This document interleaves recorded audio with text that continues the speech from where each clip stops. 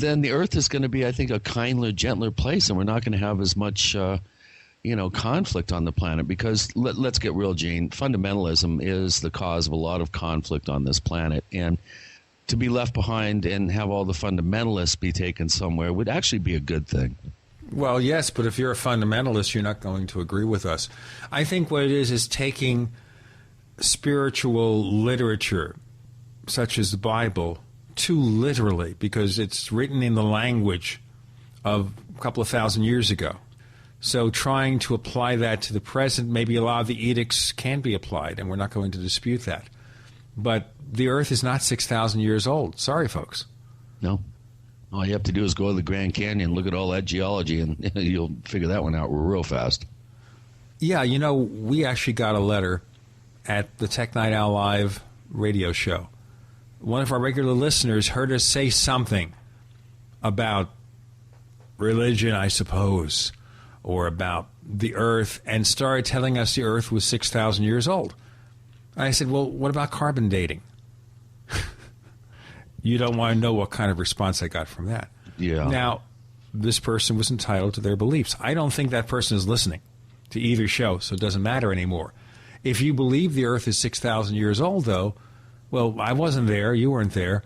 How do you account for this discrepancy? How do you account for the geological history of our planet extending over, 3 billion years? How could it all have happened in 6,000 years? It's 4.5 billion, but who's counting? Hey, I lost count at 3 billion. What's a few billion among friends? Doesn't really matter, A billion here, a billion there. Soon you have big money. That's what the politicians say. Well, this whole idea of belief and religion and what have you, I think it kind of factors into today's subject and guest, because I've been watching with interest over a number of years the belief systems that have sprung up around the whole crystal skull mystery. And I think today's guests hopefully will supply us with some grounded and I think educational material that might bring us all up to speed. I have done quite a bit of research in this realm, so I'm really looking forward to talking about the crystal skulls and really diving into how this belief system has sprung up around them and, how relevant it is. An interesting question there, Chris. How were you first exposed to the lure of the crystal skull?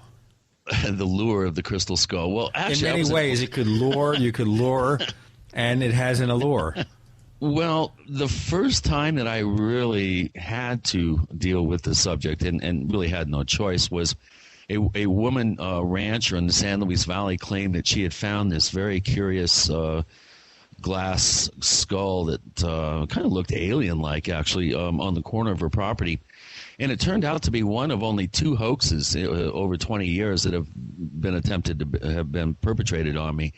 I was able to find the maker of this skull, who was actually a glassblower up in Denver, but for the first 3 weeks that this thing had surfaced, it raised quite a controversy. And, of course, being an investigator, the first thing I did was call, the top experts in the world on the real Mayan crystal skulls, including, I think everyone would agree that Nick Nocerino was the preeminent expert prior to his death a number of years ago. But, when I broached the subject of the possibility of a crystal skull being found up in the San Luis Valley in Colorado, he laughed and said, no way. So based on that 2 or 3 week period that I really dug into the whole subject matter, at that time there weren't the number of books out there that are now available on this subject. But I got a real crash course on these very enigmatic artifacts. And to be honest with you, I'm very intrigued by them. And since then, I've seen quite a number of the famous ones, including Max, the Joanna Parks has, the Mitchell Hedges skull, which belongs to Bill Holman, but was found by a famous explorer down in Mexico, Mitchell Hedges. And I think the subject is very intriguing. I'm really looking forward to this, the first segment that we've ever had, first episode on this subject. Now, we have to clarify this. We did have something on a skull, but not a crystal skull. This was the one from Lloyd Pye. Yeah, totally different. That's an actual some sort of animal artifact, if you will. That's a real skull. These skulls that we're going to be discussing today are exquisite works of art that are shrouded in quite a bit of controversy, and I'm sure we'll be covering the controversy in depth here in the show. Now, what do you know about our guest, Joshua Shapiro? Except that he's the second Joshua we've had on the show in recent weeks. Right. Yeah. Interesting how that works. Well, Joshua has been, researching and actually going out and searching for these skulls for quite a number of years. I'm not as familiar with his work. He was one of the co-authors of one of the most famous books on the crystal skull early on, and knew Nick Nocerino and knows most of the top people in this particular field. I would have loved to have had him included in our documentary, The Search for the Crystal Skulls, that I edited and helped co-produce. We did have Stephen Mailer, J.J. Hurtak, David Childress, Bill Holman, and I got actually quite an education just by being involved in that particular project. So Joshua is one of the people whose name comes up in conjunction with the top experts in the field. So I've never actually had a chance to talk with him. So it's going to be a real pleasure for me to finally meet him. Okay, coming up, the crystal skulls explored on the Paracast. The guest is Joshua Shapiro, one of the acknowledged experts in the subject. I'm Gene Steinberg. The co-host is Chris O'Brien. You're in the Paracast.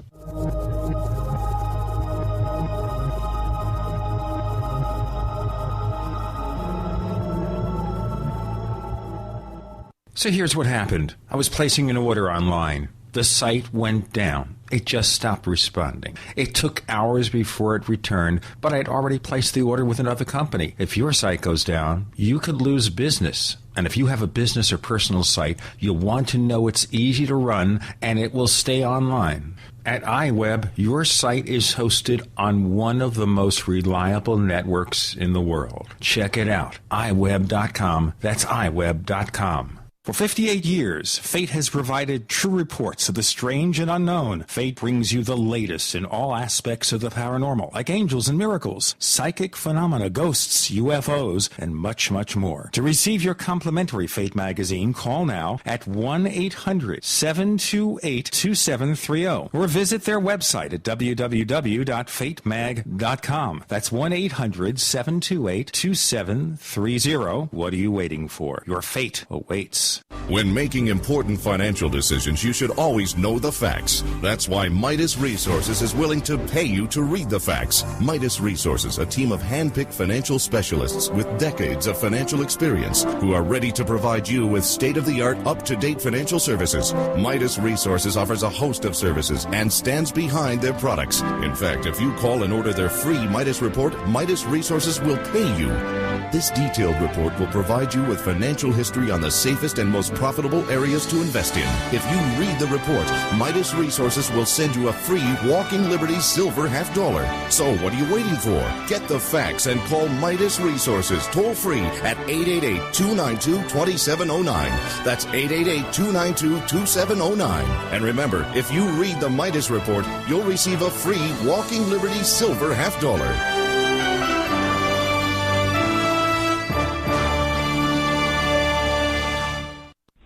Love gardening but don't love seeing your hard work destroyed by wildlife? Then use the #1 most effective deer and rabbit repellent you can buy, Plant Skid. Plant Skid repellent protects gardens, trees, and landscaping by emitting an odor that browsing animals associate with predators. So animals avoid plants before they nibble, not after. Plant Skid is made in the U.S. from non-toxic, 100% organic, environment, and pet-friendly ingredients. Other repellents wash off in the rain. Not Plant Skid. It's guaranteed to outlast all other repellents. Plant Skid was the first animal repellent to be OMRI listed organic and now comes in liquid spray, powder concentrate, or easy-to-use granular. Just sprinkle around your garden. For proven protection from deer, rabbits, squirrels, and other small rodents, use Plant Skid. Member tested and recommended by the National Home Gardening Club. Find a dealer near you at plantskid.com. That's PlantSkydd.com. Ask about our new vole repellent when you call 800-252-6051. That's 800-252-6051. Plant Skid, proven plant protection, guaranteed, or your money back.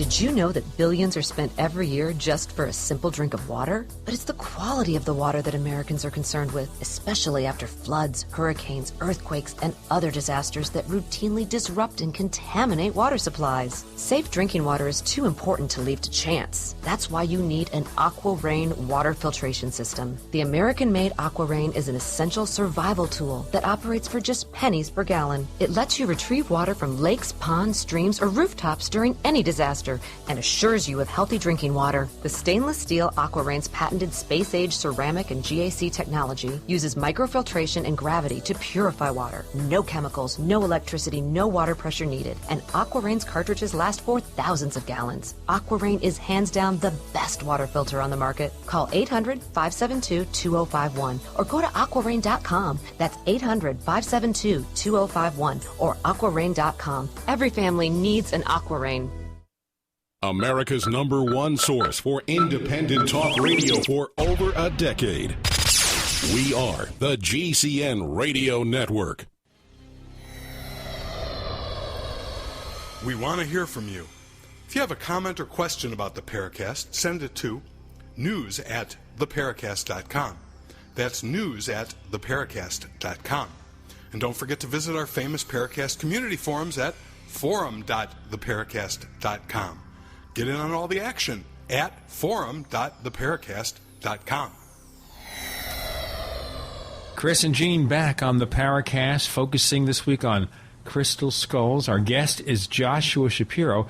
Now, Joshua reached out to me a week or two back after listening to the episode we did with Tim Beckley and Tim Swartz. Joshua, welcome to the Paracast. You're an old friend of Tim Beckley's, aren't you? Oh, most definitely. We've known each other for quite some time now. So how did you and Tim Beckley become acquainted? Actually, Gene, I don't recall. It's so many years ago. I just assumed that probably I saw one of his books, or he and I were at a conference that we spoke together. But, we just stayed in touch, and we just have a number of subjects of interest that are very similar. Now, as far as crystal skulls are concerned, how did you get involved in those? Well, that one I definitely know the answer to. My first contact with crystal skulls occurred when I was living in California in 1983. I had a friend who had a bookstore right across the street from the Rosicrucian Park in San Jose called the Ram Metaphysical Bookstore, and we became very good friends. I actually have the same birthday as one of her sons, and I came into her bookstore in April of 1983 to see if she needed copies of my first book, which was called Journeys of an Aquarian Age Networker. While we were talking, she took out some pictures of an amethyst crystal skull, which I had never seen before. And as I was looking at those pictures, I actually felt myself responding to the photograph. I felt what I would call an inner earthquake going on inside of me, a vibration.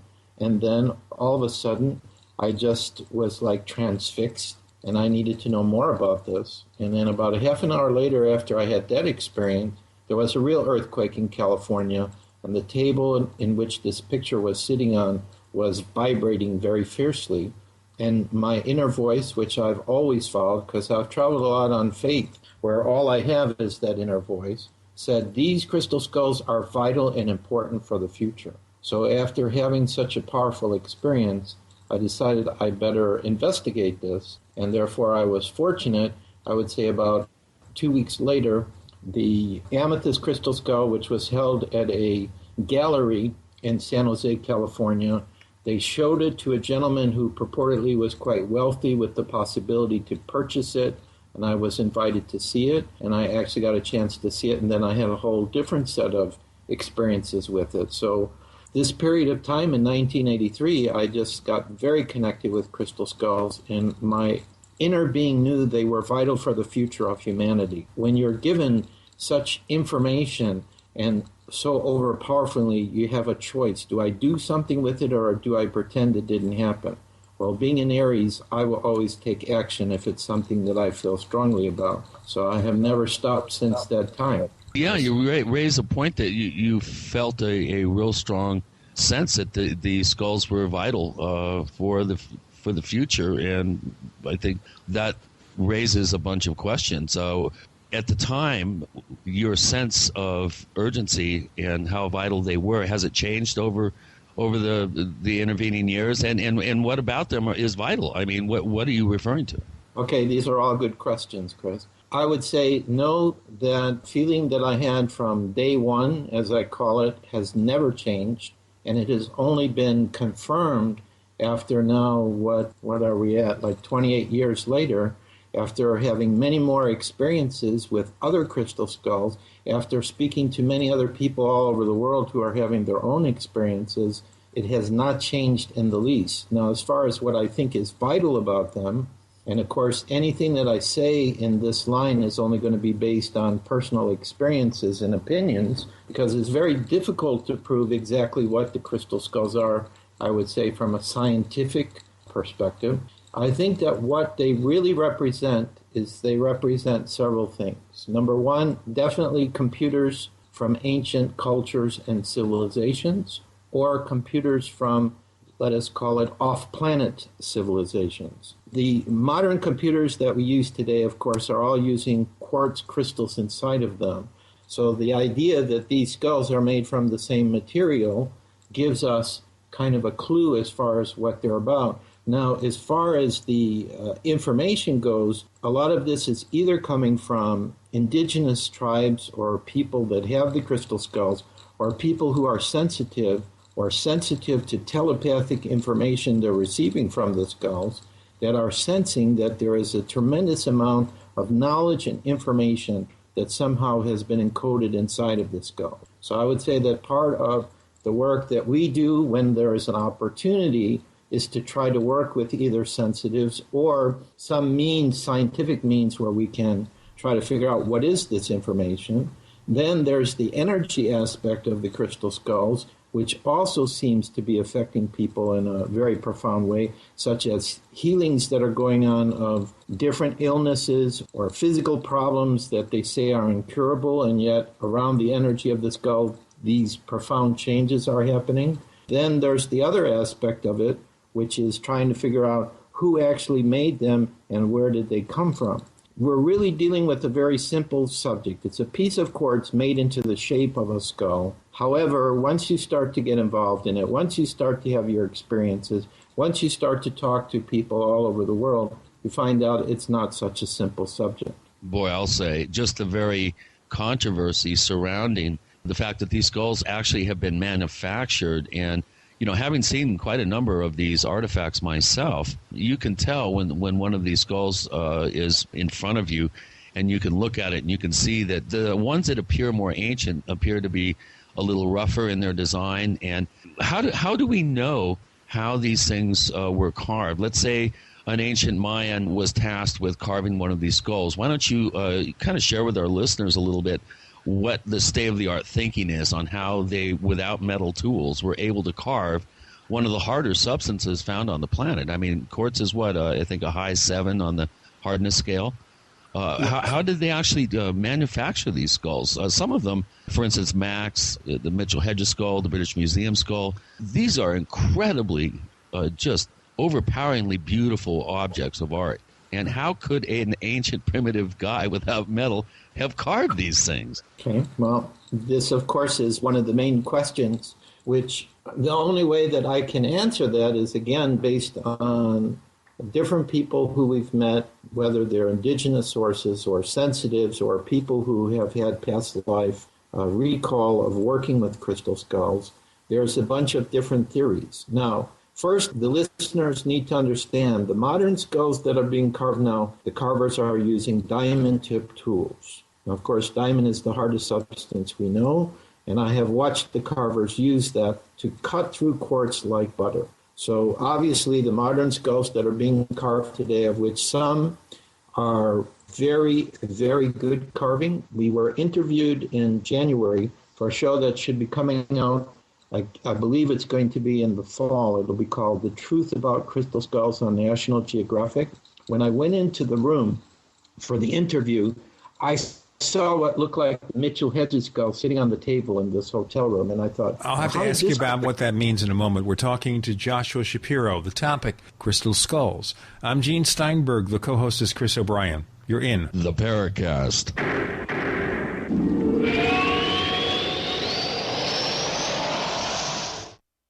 Hey neighbors, meetings are an essential part of any business. You know, making presentations to clients, collaborating with your colleagues. Well, make them as simple as possible to run and organize. Use GoToMeeting by Citrix, the easiest, most reliable online meeting service. With GoToMeeting, you can schedule an online meeting in seconds. Attendees can join with just a click from anywhere. Meeting materials are viewed on everyone's screen, making collaboration seamless. GoToMeeting is so easy to use for you and everyone joining your meeting.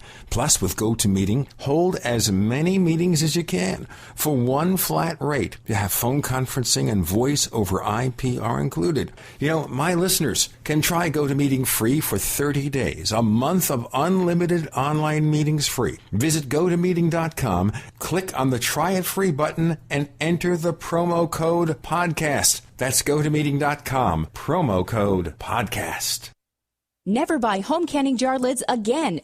No kidding. When you buy Tadler reusable canning lids once, you'll never buy canning lids ever again. Safely store emergency preparedness foods for years. Traditional metal lids are single-use throwaways containing BPA. But Tadler reusable canning lids are guaranteed to last a lifetime when used as designed for home canning. Tadler lids are made with a USDA and FDA-approved food-grade plastic, safe for direct food contact, and contain no BPA. Tadler lids are dishwasher safe, usable with standard pressure or water bath canning, eliminate food spoilage from acid corrosion, fit standard mason jars, are indefinitely reusable, and are proudly made in the USA. Place orders at reusablecanninglids.com or call 1-877-747-2793. 877-747-2793. Call 877-747-2793 or go to reusablecanninglids.com. That's reusablecanninglids.com for Tadler reusable canning lids, the original since 1976.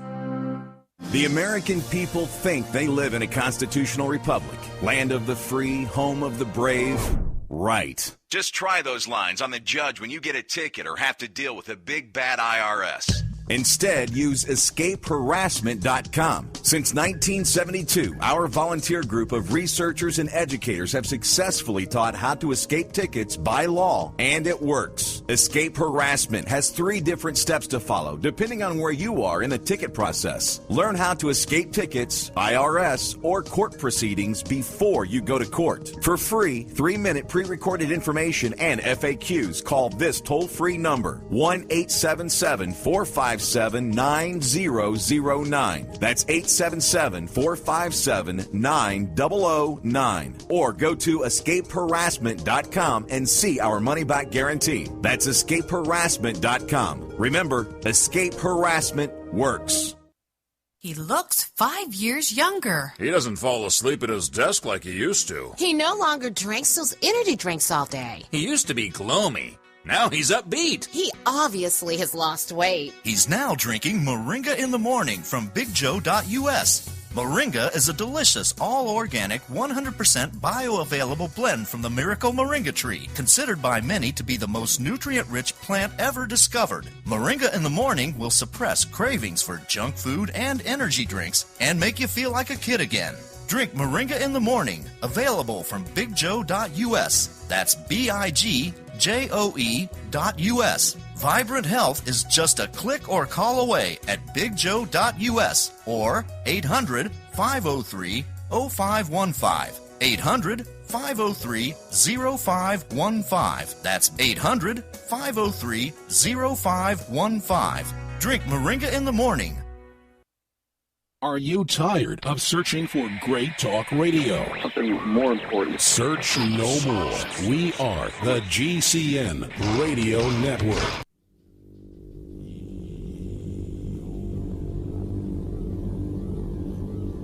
This is Jacques Vallée. You're listening to the Paracast, the gold standard of paranormal radio.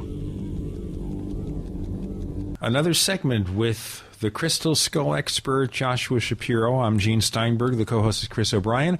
You're in the Paracast where we're trying to learn more about the crystal skulls. Now, you gave a name when you looked at this crystal skull that you saw. What was that name referring to? I was referring to the Mitchell Hedges crystal skull. What is distinctive about that particular crystal skull? Well, that specific crystal skull is one of the first that had been brought out that is almost an exact duplicate of a human bone skull. It is very expertly carved. So the reason I was bringing this up is that the modern carvers today, there was some Chinese carvers who actually duplicated that skull for the television show, and what I was seeing was a copy and not the original one. So what I'm trying to say by this is that the very old crystal skulls, which Chris was talking about, the modern carvers have the ability to duplicate it in form, but not energetically. Now, as far as possible theories that Chris asked me about how they might have been done in the past, well, I mean, we've talked about the possibility of them being in Atlantis. There are a number of people who have past life memories of being in temples where they saw crystal skulls. I myself, if one have had such a memory, especially of a blue skull, which I went looking for in Peru. And I think that those skulls could have been made possibly by lasers, controlled by computers. Another person... Why do you think that? We're talking about ancient skulls, right? Yes. Why do I think that? Because of the precise nature of the features. If someone had access to be able to use a laser, they could cut it and carve it in whatever shape that they wanted to. So, or the possibility, and again, I don't know if anyone else suggested this, but I'm just thinking about it, is let's say these ancient civilizations had use of computers. They could program a computer with a laser, and it should be able to cut quartz crystal in whatever shape they would want it to be. So this might be one possibility. Now, one of the other people that we interviewed for our first book, Mystery of the Crystal Skulls Revealed, which I co-authored with Fr. Nick Nasarino and Sandra Bowen, in that book, we interviewed a gentleman named Michael Kent, who was a very remarkable individual that came up with all kinds of ideas. And he purported that some of the crystal skulls may actually have been human skulls that they understood how to convert them into quartz crystal through some type of advanced technology, which I think he called morphocrystalline transformation. And he said there were two types that were done. One was where the Atlantean priests, using the power of their mind, were able to shift the molecular structure of the bone into crystal. And then there was some other technology, he said they got possibly from the Pleiadians, where, and I don't remember exactly how he stated this, but it was through the use of a technology, again, changing bone into crystal. Okay, but this is just speculation. How do we possibly prove we're any going of this? into the realm of sci-fi here a little bit. Sure. What do you think, Joshua? I mean, do you fall for these unfounded sort of explanations, or do you have a more mundane sense about this, or what are your feelings? Well, my feelings is that just as the person at National Geographic asked me how scientists might feel about some of these things, I only look at all the possibilities. I see myself more as a clearinghouse and offer this, like when we do our public talks or if we're sharing information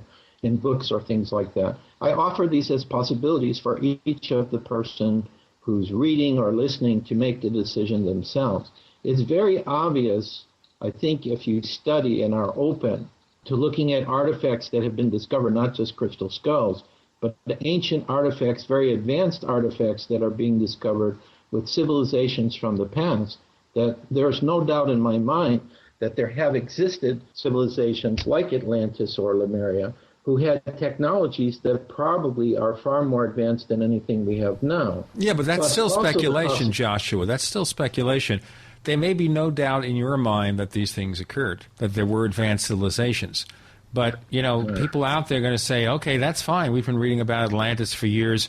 We've heard about Lemuria. We've heard about all these ancient civilizations. How do we prove it? There is really no way to prove it, because the bottom line is it depends upon what the person believes in. If the person absolutely refuses that any of these possibilities could exist, they can disprove everything. This is exactly what scientists have tried to do. Yes, but Joshua, I think you're kind of putting the onus on the wrong party here. If you make a claim that there's an ancient civilization highly advanced, first, there's two factors here. One, there is an ancient civilization, yes or no. Once you determine that, how advanced was that ancient civilization?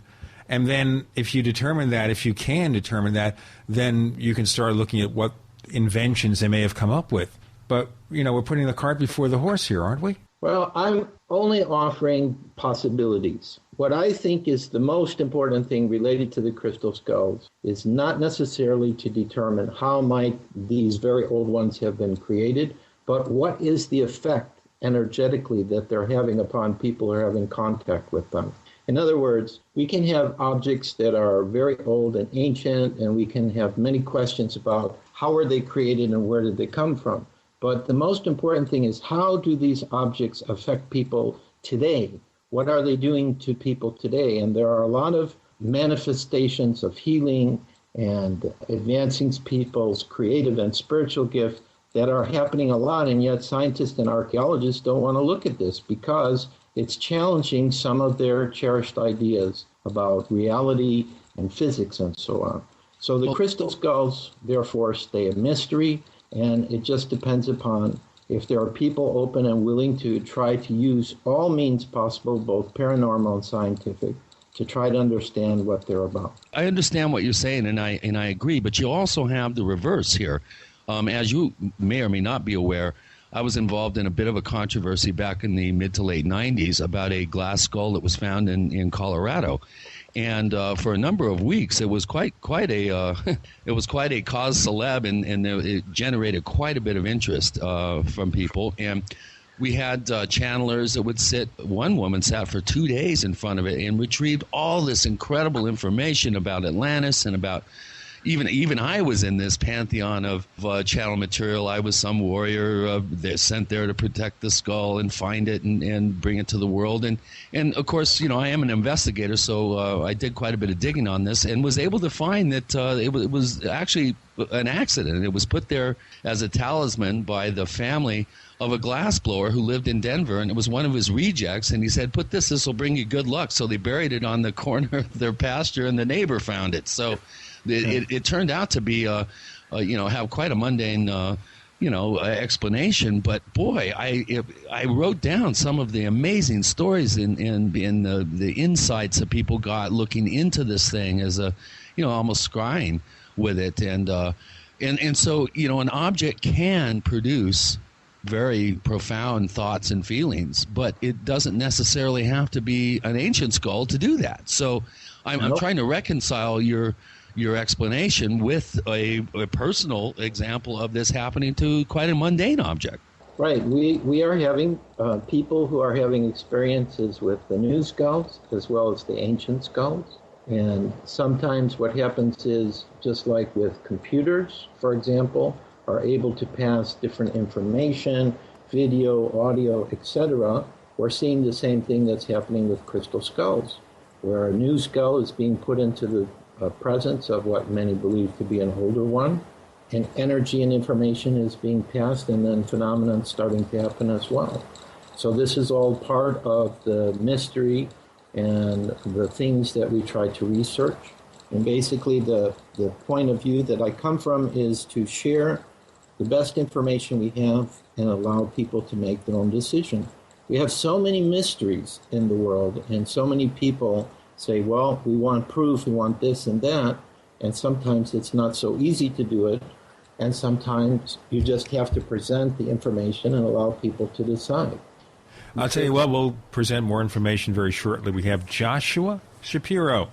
He's written extensively about crystal skulls. The co-host is Chris O'Brien, who's also explored crystal skulls. And I do not have a crystal skull. I'm Gene Steinberg. You're in the Paracast.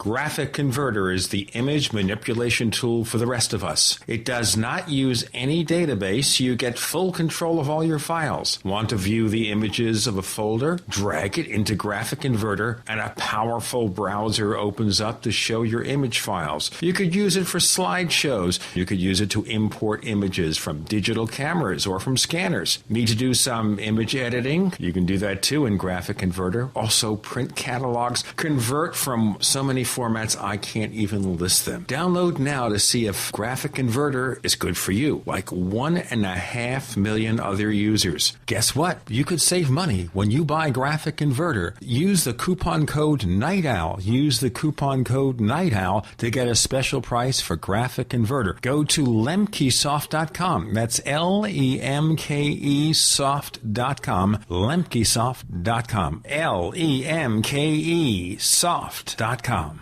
Extend your life with Extendovite. My name's John, and I've been having problems with my blood pressure for years. My doctor's tried everything without much success. I heard about Extendovite from a friend and thought, why not give it a try? It's been 3 months now, and my doctor's very pleased with how my blood pressure's finally coming down. I have a lot more energy than I've had in a long time. It's working for me. For 12 years now, I've been helping people. My name is Don Wiskin, and I want you to know Extendovite works. If you're looking for more energy or just want to be as healthy as you can, now is the time to join the growing list of real people benefiting from Extendovite. To order, call 1-877-928-8822. That's 1-877-928-8822, or visit our website at heartdrop.com. Extend your life with Extendovite. Economists, politicians, and even the average citizen can agree we may only be days or weeks away from the next terrible event that could literally change the face of life as we know it. Learn the secrets of the world's top survival and preparedness experts at the DFW Marriott in Dallas, Texas for the 2011 International Survival and Preparedness Conference on Memorial Day weekend, May 28th through 30th. Register at survivalist.com or toll free 866-437-6570 before time runs out. That's survivalist.com. Hi, this is Ted Anderson. Have you ever wondered why banks, stockbrokers, investment advisors won't talk about gold IRAs? They've been available since 1986, yet the financial industry won't recognize the value of gold for your retirement. Gold has outperformed paper investments, yet no word about IRAs. If you would like to have gold for your retirement, call 800-686-2237. Don't get left behind by rising inflation and low returns. Call 800-686-2237. Secure your future and call 1-800-686-2237.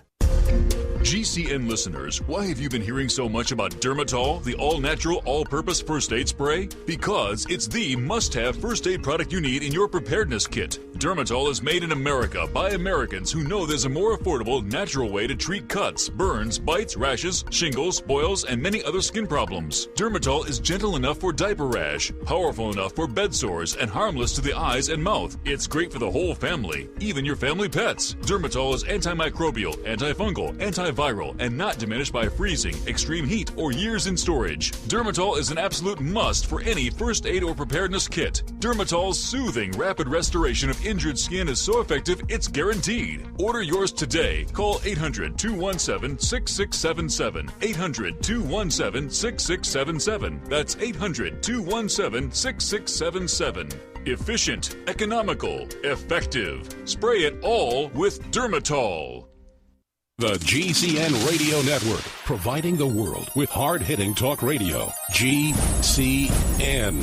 Great talk radio starts here. Hi, this is Nick Pope. You're listening to the Paracast. Chris O'Brien's the co-host. I'm Gene Steinberg. We're talking to Joshua Shapiro about crystal skulls. Now, you were talking about this phenomenon that evidently might be occurring with crystal skulls, where people are able to harness more advanced powers. And the question I'd have is, would those powers, if real, be available even without the crystal skull? Maybe it's just a focal point, but not necessarily embedded with weird properties. Well, I think that we have many different tools that are available to us today, crystal skulls being one.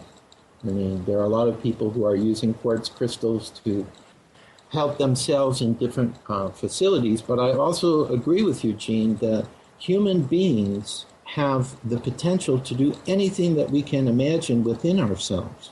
And this comes from more of a spiritual belief that I have. So whether the crystal skulls is just a catalyst that helps someone to discover more of their creative abilities, their spiritual gifts, insights about past lives, or how they can be of service using spiritual gifts for the planet, I think it's all very important. I think right now we live in a time where all of this kind of information and knowledge is just coming forward, and people have an opportunity, just like on the internet. Whatever subject you want to know about, throw in a couple of keywords to Google, and you're going to find there's all kinds of information that's available. The main question I would say is, are the crystal skulls is a key tool, as I have found through my experience? Why are they important? Why should people know about them? And usually the best answer I can give about that is for someone who finds something that seems of interest or they're curious about it, to go and seek to have their own experience. Now, if I and my partner Katrina were the only ones who were having experiences around the crystal skulls, then I would say, well, this would be a good question to challenge. But what we're finding is since we've had a website out there for crystal skulls since 1995, where almost every week just hearing from people all over the world who are having contact with crystal skulls that are sharing with us about their experiences. And it would take probably several lifetimes just to try to keep up with all the experiences and the new skulls that are coming out. The main thing that I would say that seems to be consistent with the crystal skulls is an energy field that's around them, if they are what I would call an activated crystal skull. Okay, how do you measure an energy field? Can it be measured? Do you feel it? Can you actually take scientific instrumentation and see, well, there's something coming out of that thing? Yes, there are actually devices where you can actually measure energy. I recall we did one experiment, just to give an example, where we said, okay, if the crystal skulls have these energy fields around it, could it impact a crop circle? Because many of the crop circle researchers are using different electromagnetic energy devices that are able to measure frequencies that are in the field.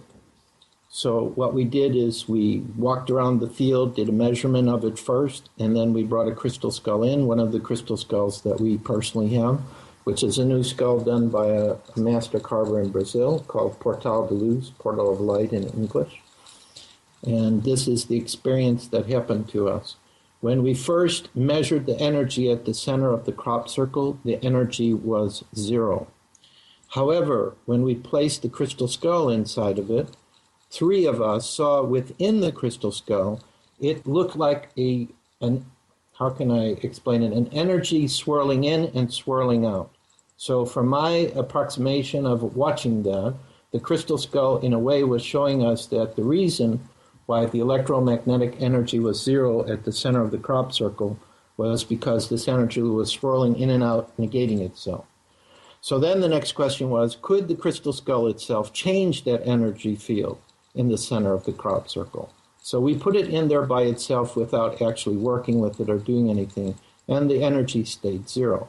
Now, as crazy as this may sound to some of your listeners, we have a personal relationship with our crystal skulls, and they actually talk to us. We hear them telepathically.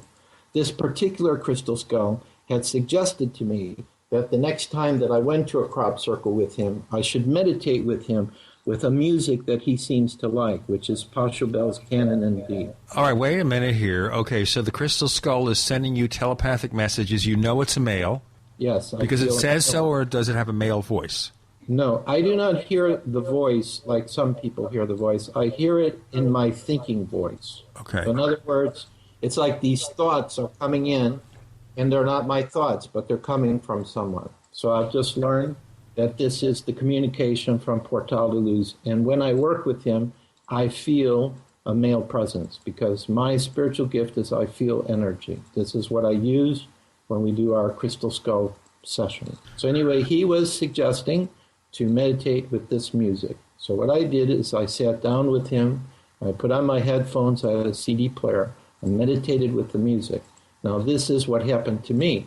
As soon as I started to meditate with him with the music, right next to the center of the crop circle, I started to feel like a cone of energy surrounding me. My eyelids started to flutter very quickly without my doing anything. It just automatically happened. And then I attempted to also sing with that song, and the people who were around me while I was doing the meditation said, "What song are you singing?" I said, I'm singing Pachelbel's Canon in Thee. And they said, no, we don't recognize that song. After I completed this process, we then put the crystal skull into the center of the crop circle, and the electromagnetic meter jumped off the scale. So what I believe happened is, of working with the crystal skull, possibly because it was my own crystal skull. Usually guardians of crystal skulls have a personal relationship where they can activate their crystal skulls. And staying in this energy pattern of the crop circle, using the music, we were able to create some energy, or we interacted with some energy there, and we actually changed the energy that was in the center of the crop circle. The other thing that we have done to measure energy of crystal skulls is we have worked with meridian stress test systems. Now, if the listener doesn't know what this is a device that has been developed where you take an electrode and you touch meridian points on the body, usually on the hands and the feet.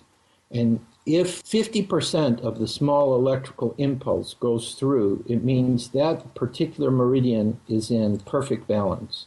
If it is above or below it, it could be an illness to that particular meridian, which is usually linked to an organ in the body or a system in the body, or it could be some kind of tension. So what we've also done, too, is we've worked with Portal de Luz, and also for the Sci-Fi Channel, which they did not air on their 2-hour documentary. We also used it with the Mitchell Hedges crystal skull. Let me ask you a question here. Why didn't the Sci-Fi Channel air that? Just because of time constraints or what? Well, I don't know. I'm not the Sci-Fi Channel. If I was to guess, I would say either the explanation of the results of that test would probably not be easy to explain to people because I had to use a lot of numbers to explain it, or they just felt that they had other information. Because remember, whenever a production company does interviews, like let's say they do 10 hours of interview, they only have 1 or 2 hours to show. So they have to cut out most of what they're interviewing. They gave no explanation to me why they didn't include that research. But what I'm saying is we have used other devices to see, not to measure the energy, but what is the effect of the skull upon the individual. And in this case, when we used the meridian stress test system, the individuals were blindfolded because whatever item they're tested with, it's put onto the machine and it measures the effect of that object against the individual. So they don't know what they're being tested with. But these machines are extremely accurate because not only do they show you what's wrong, but some of the machines are also able to give remedies to your situation, like certain vitamins to take or certain types of food to take, etc. The medical doctors in Europe use these devices quite extensively, and here in America, I'm not sure if the AMA has approved the devices for our medical doctors. Have there been double-blind tests to see whether this technique actually works? Well, the test that we've been able to do, now remember, in order for us to do this test, number one, we have to find an individual who has the device that's willing to let us use it, and also to be able to find volunteers. So what we've done is we've done these tests both in America and in Europe. We've done it with all kinds of people, and we basically get the same results. When the crystal skull is introduced, at least Portal de Luz, that was the main one we used, 90% of the readings were either the same or better than what's called a baseline reading, where the person was, just being measured and there was nothing put onto the device. We also used it to measure it against the same type of quartz crystal as the skull we were testing, and that piece of quartz crystal never did as well as the crystal skull. So it's always the shape of the skull. We'll get into more of this in a moment. Joshua Shapiro joining us. The co-host is Chris O'Brien. I'm Gene Steinberg. You're in the Paracast.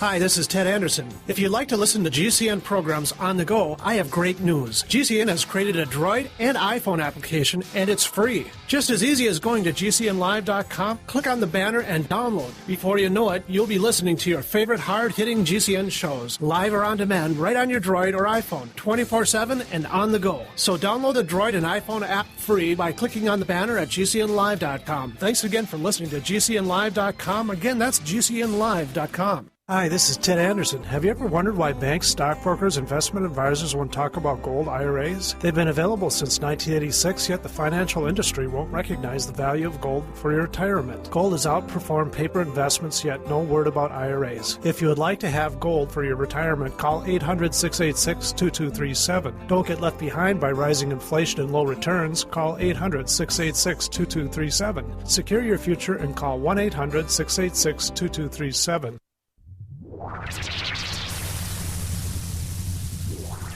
Welcome back to the Paracast, the gold standard of paranormal radio. And now, here's Gene Steinberg.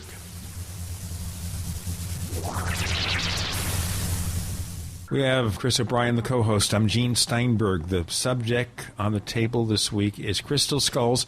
It's a topic we haven't explored previously on the Paracast, and obviously lots and lots of questions, and we'll go through them. Joshua Shapiro is the guest. Joshua, you have a website where you cover this subject. Can you tell us about it? Certainly. It's whoisjoshuashapiro.com. This website has been around since 1995, and what we have on the website is, of course, articles. We have a free ebook people can get, or we also have a free newsletter. And basically what we do is we try to keep up to date on different aspects related to the crystal skulls. Well, I want to go back to the experiment that you did in the crop circle. First of all, I'm sure you're aware, Joshua, that it's pretty much, I think, a foregone conclusion now that a majority of crop circles are done by people, by artists out in fields, that the true crop circles are, if there are any, are pretty few and far between. I'm curious, where was the crop circle that you went in and did this experiment? And do you remember the formation? They all end up getting named something. Do you recall? The crop circle was near Avebury. It was also near what they call a mound of a prior civilization. They have mounds in England of different civilizations. And its form was, I believe it was in a yin-yang pattern. Okay, I remember that one. How long ago was that? It was about 5 years ago, 6 years ago? Let's see. No, I think it was longer than that. I think it was probably, trying to remember, so many years have passed. I would say it was probably 2003 or 4. Okay. What sort of device were you using to measure changes in the EM field? The crop circle researcher had a device that had a meter on it. It went from, I think, plus 90 to minus 90, and it was sensitive to electromagnetic energy. And so it was like a tri-field meter, in other words, then? Well, I don't know the exact name because I'm not a scientist. I can only describe it. What I can tell you is that as we walked into this crop circle, wherever there was a pattern that was created inside of the crop circle, that the meter registered and would change its value. And then when we walked around where the crop was its natural state, it was always 0. So that was one thing that I remember. Now, there is a story this researcher told me that I'd like to share because I'd like to, because I've been in crop circles, and the way in which I tell whether they're fake or real is because there is an energy field that I experience in the real ones. And how I experience that energy field is when I walk against it, I actually feel a pressure on my body, and some people actually become dizzy. And when I walk with it, I don't feel that pressure.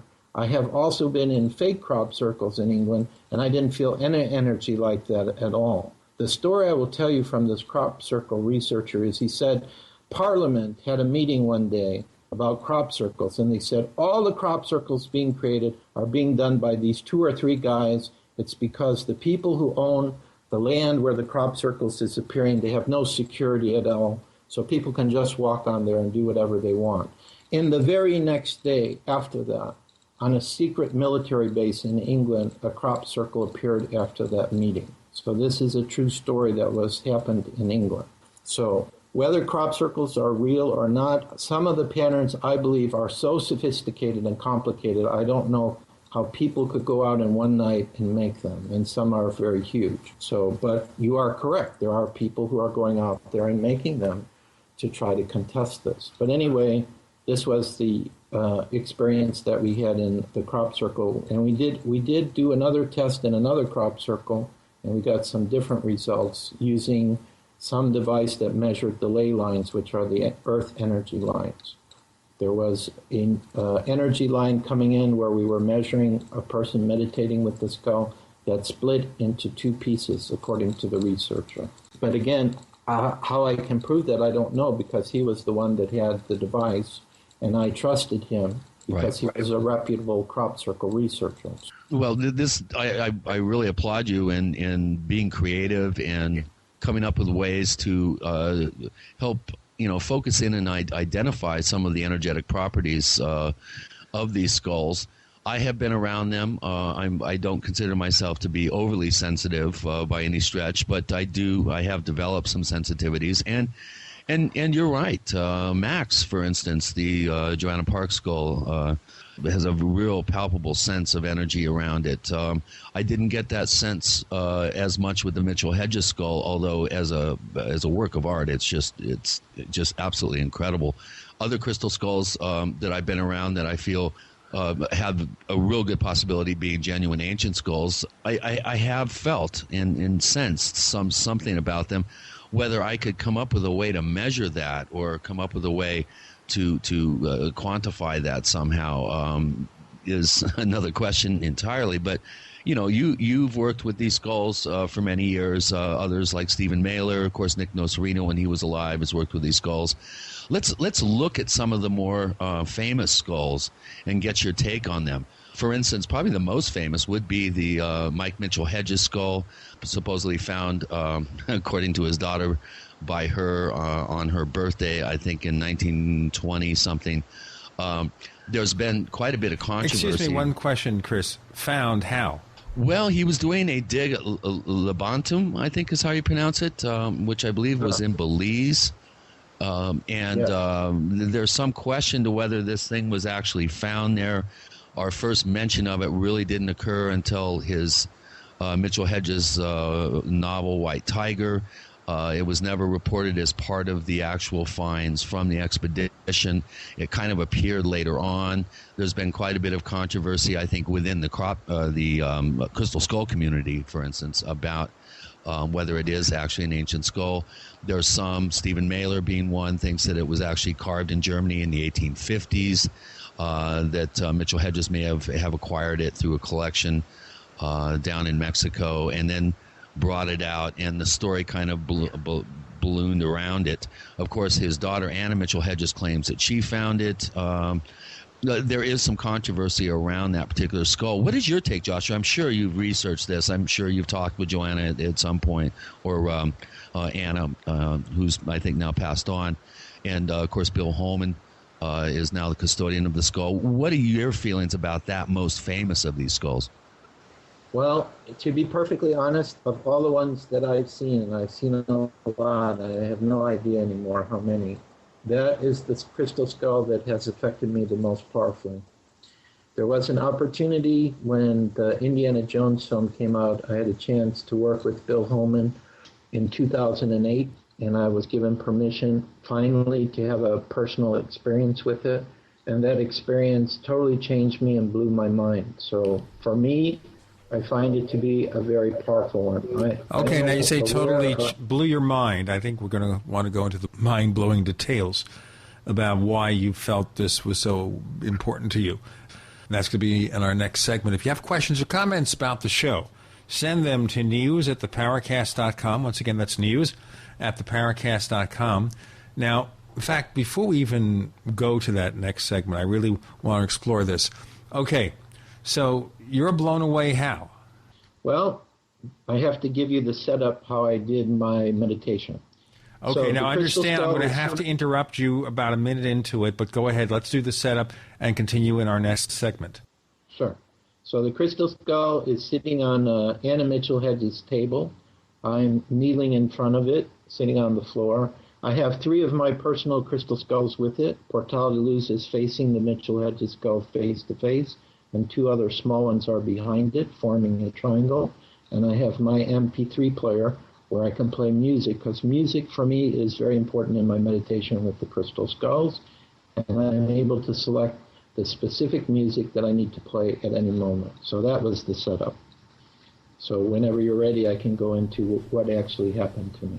Okay, so we're going to have to explore this in further detail as we look at crystal skulls, their meaning and purpose, whether they are simple artifacts, fascinating to look at, fascinating to hold, or they hold mystical or advanced scientific properties. Our guest is Joshua Shapiro. The co-host is Chris O'Brien. I'm Gene Steinberg. You're in the Paracast.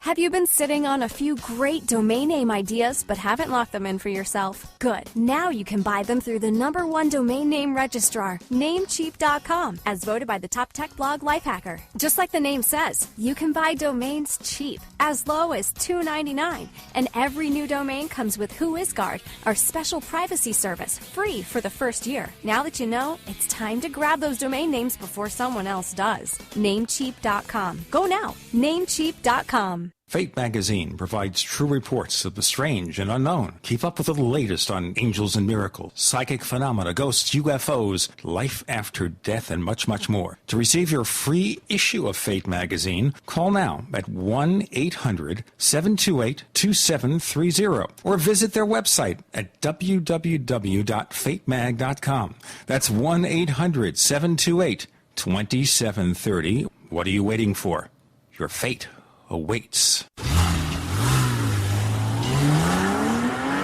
How would you like to rev up your metabolism and energy while lifting your spirits? Now a new healthy tea is available that will do just that, and it's called Zoom Tea. Zoom Tea was developed for a former welterweight boxing champion to increase his energy and focus in the ring. Zoom Tea is an alternative healthy pick-me-up that can replace coffee, common tea, or soda. Zoom Tea also helps remove radiation from the body, promotes weight loss, and is high in antioxidants. For a limited time, get our introductory price for a 1-month supply of this amazing tea for just $20, or a 2-month supply for only $35, and we'll pay the shipping and handling. Go to our website now and start feeling the healthy and energizing benefits from drinking Zoom Tea. Go to ZoomTea.com.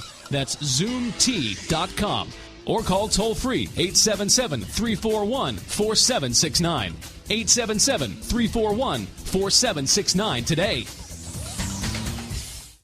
Making the right decisions is a challenge to investors. Are we going to see economic growth, slide into a recession, or at worst, depression? Hi, Ted Anderson from Midas Resources. We all know when a company acts irresponsibly, divesting ourselves in a move towards safety is prudent. When the market becomes volatile, U.S. Treasuries are a safe haven. But what do you do when the U.S. government overextends itself and spends beyond its means? Many investors are turning toward gold as a common-sense alternative to traditional paper investments. Midas Resources has put together a powerful book titled 10 Reasons to Own Gold, discussing costs, benefits, risks, featuring full-color illustrations, weights, and measures. The book is free and can be yours by calling 800-686-2237. Paper investments are dwarfed by gold's 6,000-year history. Discover how gold may be right for you and your IRA by calling 800-686-2237. Whether buying or it's time for you to sell, the book is free. Call 800-686-2237. If you suffer from poor sleep, you need MyPillow.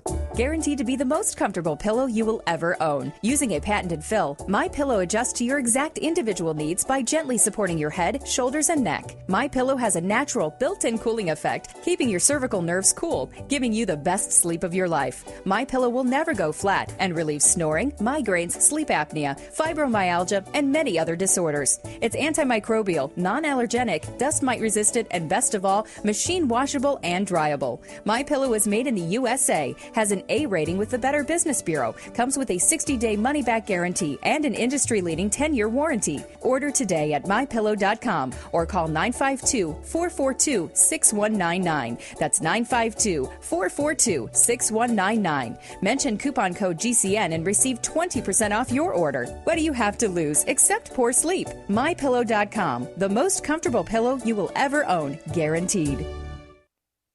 America's #1 source for independent talk radio for over a decade. We are the GCN Radio Network.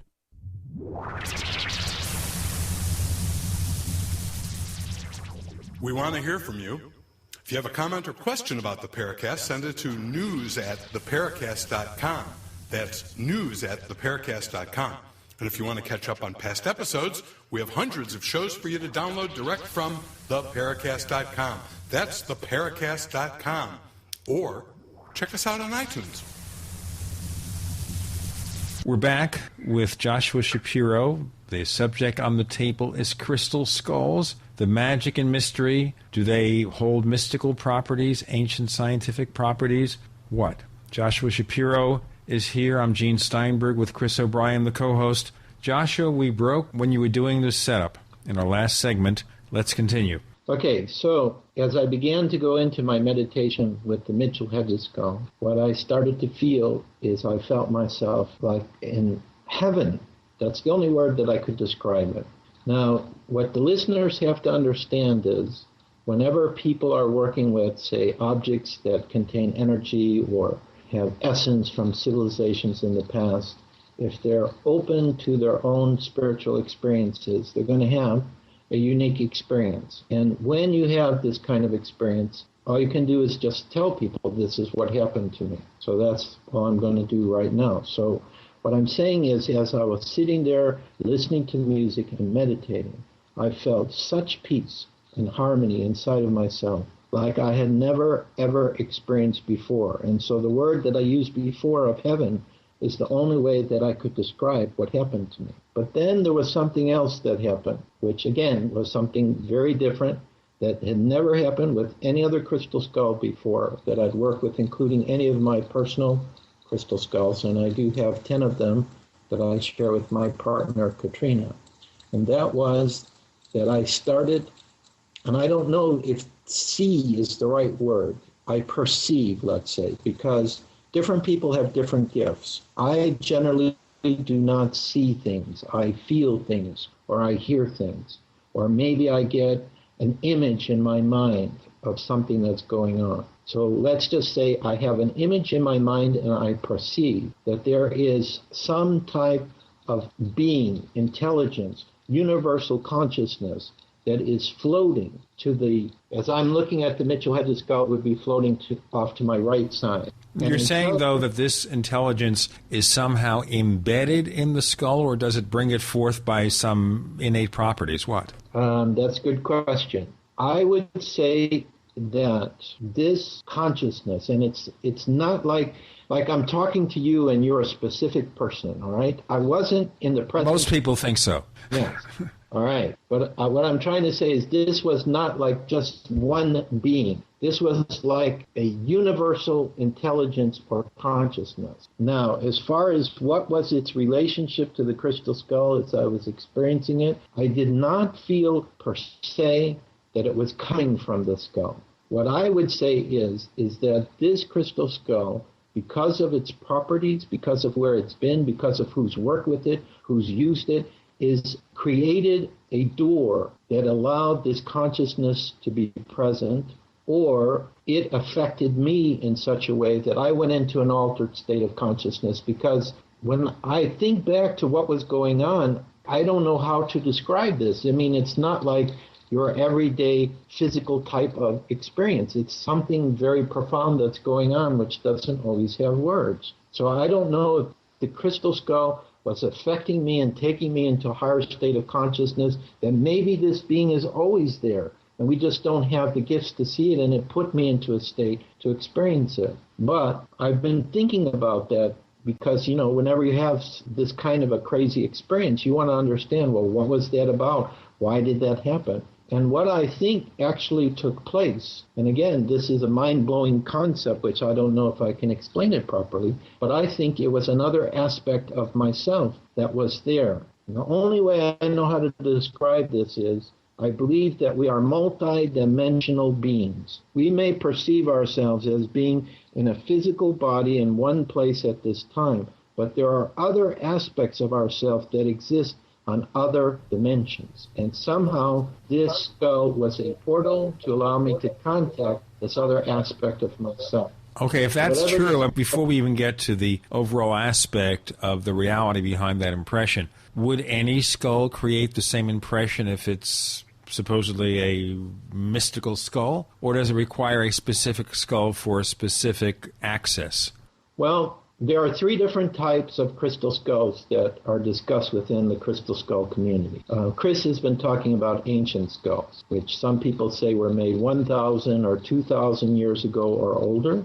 And we have old skulls, which are from 1,000, say, to 100 years old, and then we have the new ones. So I'm going to focus on ancient skulls, because I think Mitchell Hedges is ancient, even though I know it is very controversial, and there are other people who I respect as crystal skull researchers who disagree with us. I have been in the presence, I believe, of a number of ancient crystal skulls, so that's the only way I can answer your question. Every single one of them I have responded to in a unique and different way. That includes a couple of skulls I saw in 2009, human size in Mexico, that are relatively unknown. It includes Synergy, includes Max, includes Ami, which is the amethyst skull I first talked about, and a bunch of other ones. Each one is unique and different. What I have also observed that's very interesting is I have observed how these type of very old, which is what I prefer instead of ancient, very old crystal skulls have affected different people. For example, I've watched people be in the presence of, say, the Mitchell Hedges skull, and everyone have a completely different experience. So I think what it is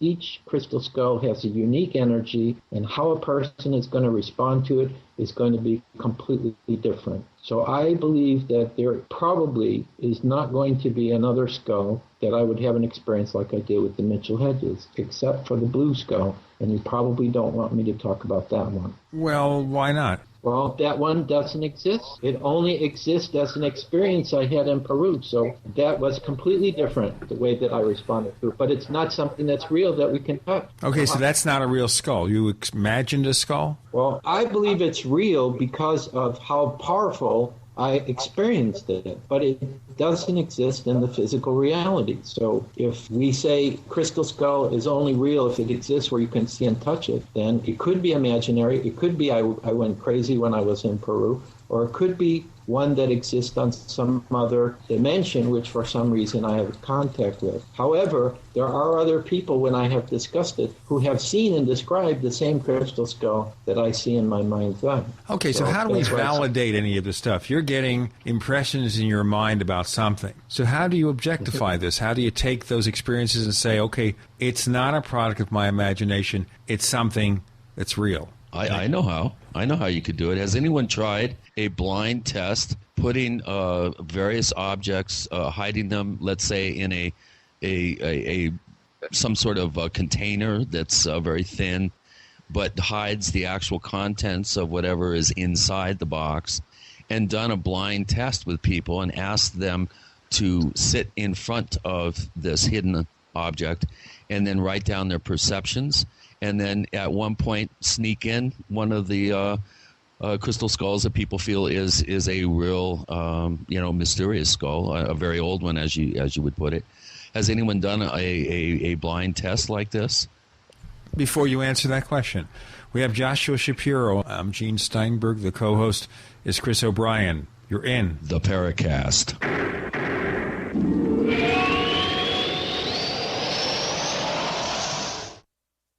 Ray Perkins, a reclusive veteran burned out from the Gulf War, lives tortured by relentless, perplexing nightmares. Nightmares of a horrific battle in deep space and of a mysterious woman suffering in agony for her devastated world. A woman not yet born, calling across centuries to him. Then, a coincidence leads him to his destiny, his chance to alter the universe. Attack of the Rockoids. The former fiction editor for Star Wars and Indiana Jones, Robert Simpson, writes, "The soul of the novel Attack of the Rockoids lies in its heart and passion for building a convincing tale of a love that spans the galaxy. A thrilling story. Attack of the Rockoids is available now. Read a sample chapter and get a special discount off of the cover price at our website, rockoids.com. That's ROCKOIDS.com. Attack of the Rockoids, a novel in the grand science fiction tradition." You've heard a lot lately about zeolite, but what is it and why do you need it? Zeolite is a beautiful, complex crystalline structure that encapsulates radiation and odors. Zeo-King zeolite naturally eliminates radiation poisoning your body may pick up from X-rays, security scanners, or nuclear fallout. Zeo King flushes environmental toxins absorbed from smoke, cell phones, and chemicals, so it detoxifies heavy metals including mercury, lead, and cadmium. Zeo King Zeolite helps boost your immune system, allowing your body to balance itself and cut off food supply to cancer and parasites. Order your Zeo King Zeolite now from zeoking.com for only $39.99 and receive a free month supply with every order. Call 888-402-6779. That's 888-402-6779. Or visit zeoking.com. That's ZEOking.com for natural elimination of radiation poisoning. We all need to prepare ourselves. You might have the food, water, gold, and silver, but ask yourself, are you truly prepared? That's why you need to visit MaineMilitary.com. MaineMilitary.com carries everything you need. Gas masks, wool blankets, fire starter kits, high-capacity magazines, chemical suits, military surplus items, and much more. Do you own a firearm? MaineMilitary.com has a large selection of pistols and rifles suited for your needs. Are your local stores sold out of ammunition? Call or visit them today for prices on hard-to-find ammo and bulk ammo orders. You don't need to worry about having a military surplus store in your area because MaineMilitary.com is the only store you'll ever need, all from the comfort of your computer. Visit them online today at MaineMilitary.com. That's Maine, like the state, military.com. Or call them at 1-877-608-0179. That's 1-877-608-0179. The largest part of gaining radiant health is detoxification. You can drink ionized water, cleanse your intestines, eat a perfect diet, and even take lots of quality supplements and in many instances only make minimal progress. What is the key to detoxifying your body of mercury, heavy metals, chemicals, and drugs? It is glutathione. Glutathione is the master antioxidant used to detoxify your entire body. It stops free radicals, keeps cells young, and reduces inflammation. One World Whey protein powder may be able to raise your glutathione production by 64% or more. One World Whey is more effective than any other whey protein powder on the market because it is unheated and from grass-fed cows. All other, quote, cold-processed whey protein powders have been heated and damaged by 15% or more. One World Whey comes in 3 delicious flavors. Call 888-988-3325. That's 888-988-3325. Or visit oneworldwhey.com. That's oneworldwhey.com. Are you tired of searching for great talk radio? Something more important. Search no more. We are the GCN Radio Network. Hi, this is Nick Pope. You're listening to the Paracast. We're back with Joshua Shapiro, an expert on crystal skulls. The co-host is Chris O'Brien. I'm Gene Steinberg. You're in the Paracast. Before we broke, the question raised by Christopher about double-blind testing. Joshua, what do you think? I think that's an excellent suggestion. And actually, when I was in Poland working with a scientist, he actually did exactly what you said. But we didn't have ancient crystal skulls. We just had the crystal skulls we were working with. However, when those crystal skulls were introduced in a box and the people didn't know what was being placed in front of them, we did notice that they responded to a higher energy field. So I think that we need to do more of that. I mean, that was a one-day test. We had like 10 people maybe who were being tested. And when we went over the results of the test, we saw that when the crystal skull was introduced inside this box where they didn't know what they were being tested with, most of the people responded to a higher field of energy. So in what way did they respond? I'm trying to remember how he decided that. I think he had some kind of a meter or something that he was using. Yeah, that's right. What he had, sometimes what people will use is they have these, they're kind of like Carillion type of meters where a person is putting their hand on a metal plate and the metal plate is responding to the energy or the resistance that's coming through the person. So that was the way in which he made his measurements. So therefore you get a number and you can compare the numbers. It's the same thing with the meridian stress test system I told you about. It gives you numbers, and I can do a comparison between the numbers, which clearly shows how a person is responding to the object put on the device. Interesting. I think more work should be done in this area because I've always felt that there was something to the crystal skulls and them having unusual properties. But I'm sure there's a way that we can go ahead and scientifically test that hypothesis. And this would be a way to, first of all, validate your obviously your intuition and your sense about these objects and other people as well. I mean, this to me would be an obvious task that somebody should do, and determine once and for all whether these objects do have some sort of energetic properties that have yet really been quantified. What other types of scientific work do you know of that has been attempted? Has anyone tried, for instance, to use some sort of laser holographic retrieval system to pull energy or data out of these skulls? We all know that a quartz skull, if it's encoded with some sort of high technology, could store just incredible amounts of data, holographically. Has anyone attempted to do any sort of experiments with holography and lasers with them? As far as I know, I haven't heard about it. I think what the basic challenge is the equipment to really do the test in the right way is extremely expensive, and the people who have access to such equipment probably would think we were crazy or lunatics for trying to do this kind of research. We have a nonprofit center called the World Mastery Research Center, and we haven't had any success yet to be able to raise funds in order to have money to use for this kind of equipment, but that would be one of my hopes, is that eventually maybe we would meet somebody who really sees there is something about the crystal skulls that's important, and this kind of research would really help us to understand it better and might be interested to help to make donations for it. But as far as I know so far, it's been very limited, the kind of research. And the only reason that I did the research I did was because I wanted to show that there was some possibility that different type of electronic devices would show that there is this energy that the skulls are emanating, which people are talking about in their personal experiences, so that we would have some support of this.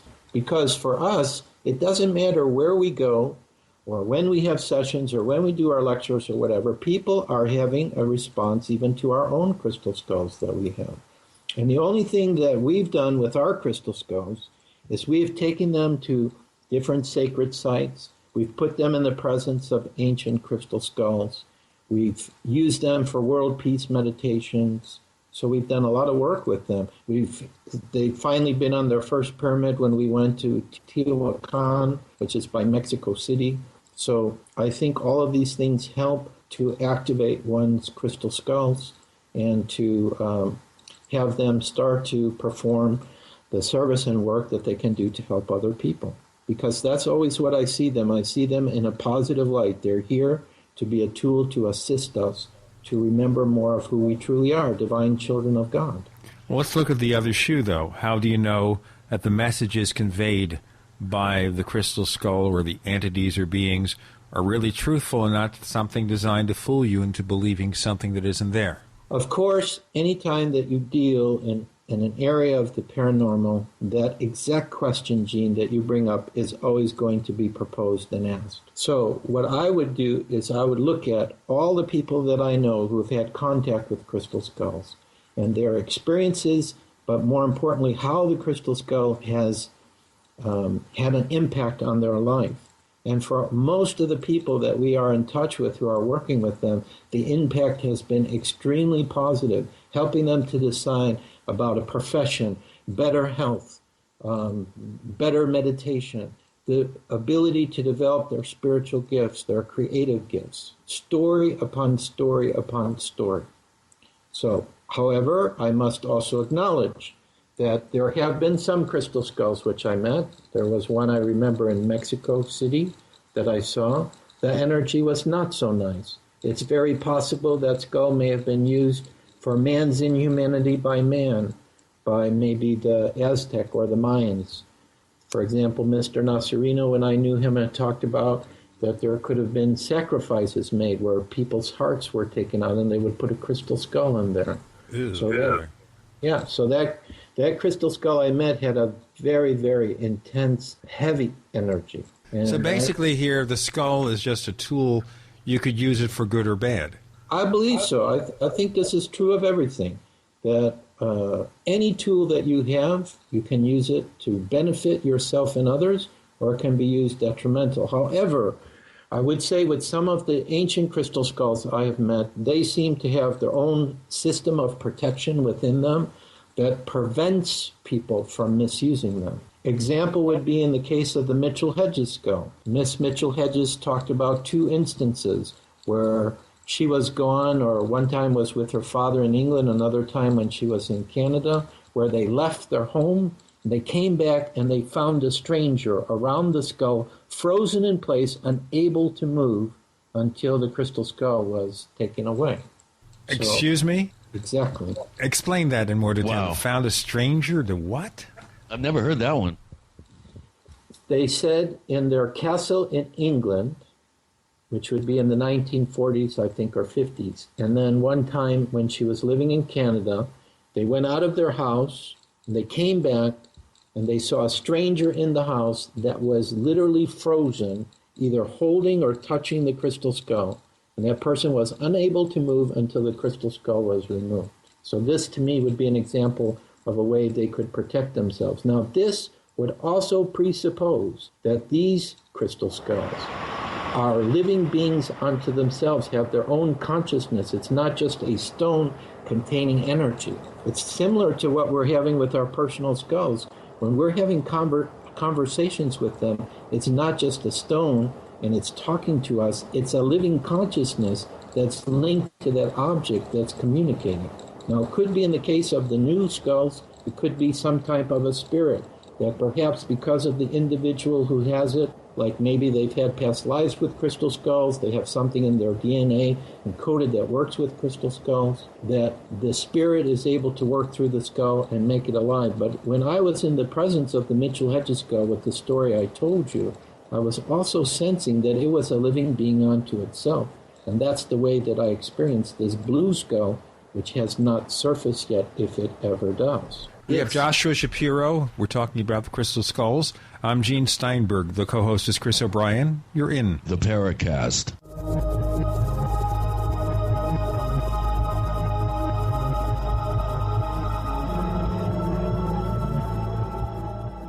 Are you ready to order the official Paracast t-shirt? You asked, we answered. We're now taking orders for the official Paracast t-shirt. It comes in white, 100% cotton. The front of it features the same logo that we have on our community forums. On the back it says, separating signal from noise. To order the official Paracast t-shirt, here's all you have to do. Visit our new online store at store.theparacast.com. One more time, that's store.theparacast.com. You can use a major credit card to place your order for the official Paracast t-shirt. Hey neighbors, we have one more thing to talk about, and that's more merchandise at the official Paracast store. We have hats, we have jackets, we even have a flip video camcorder customized with the Paracast logo at the official Paracast store. It's all now available at the official Paracast store, store.theparacast.com.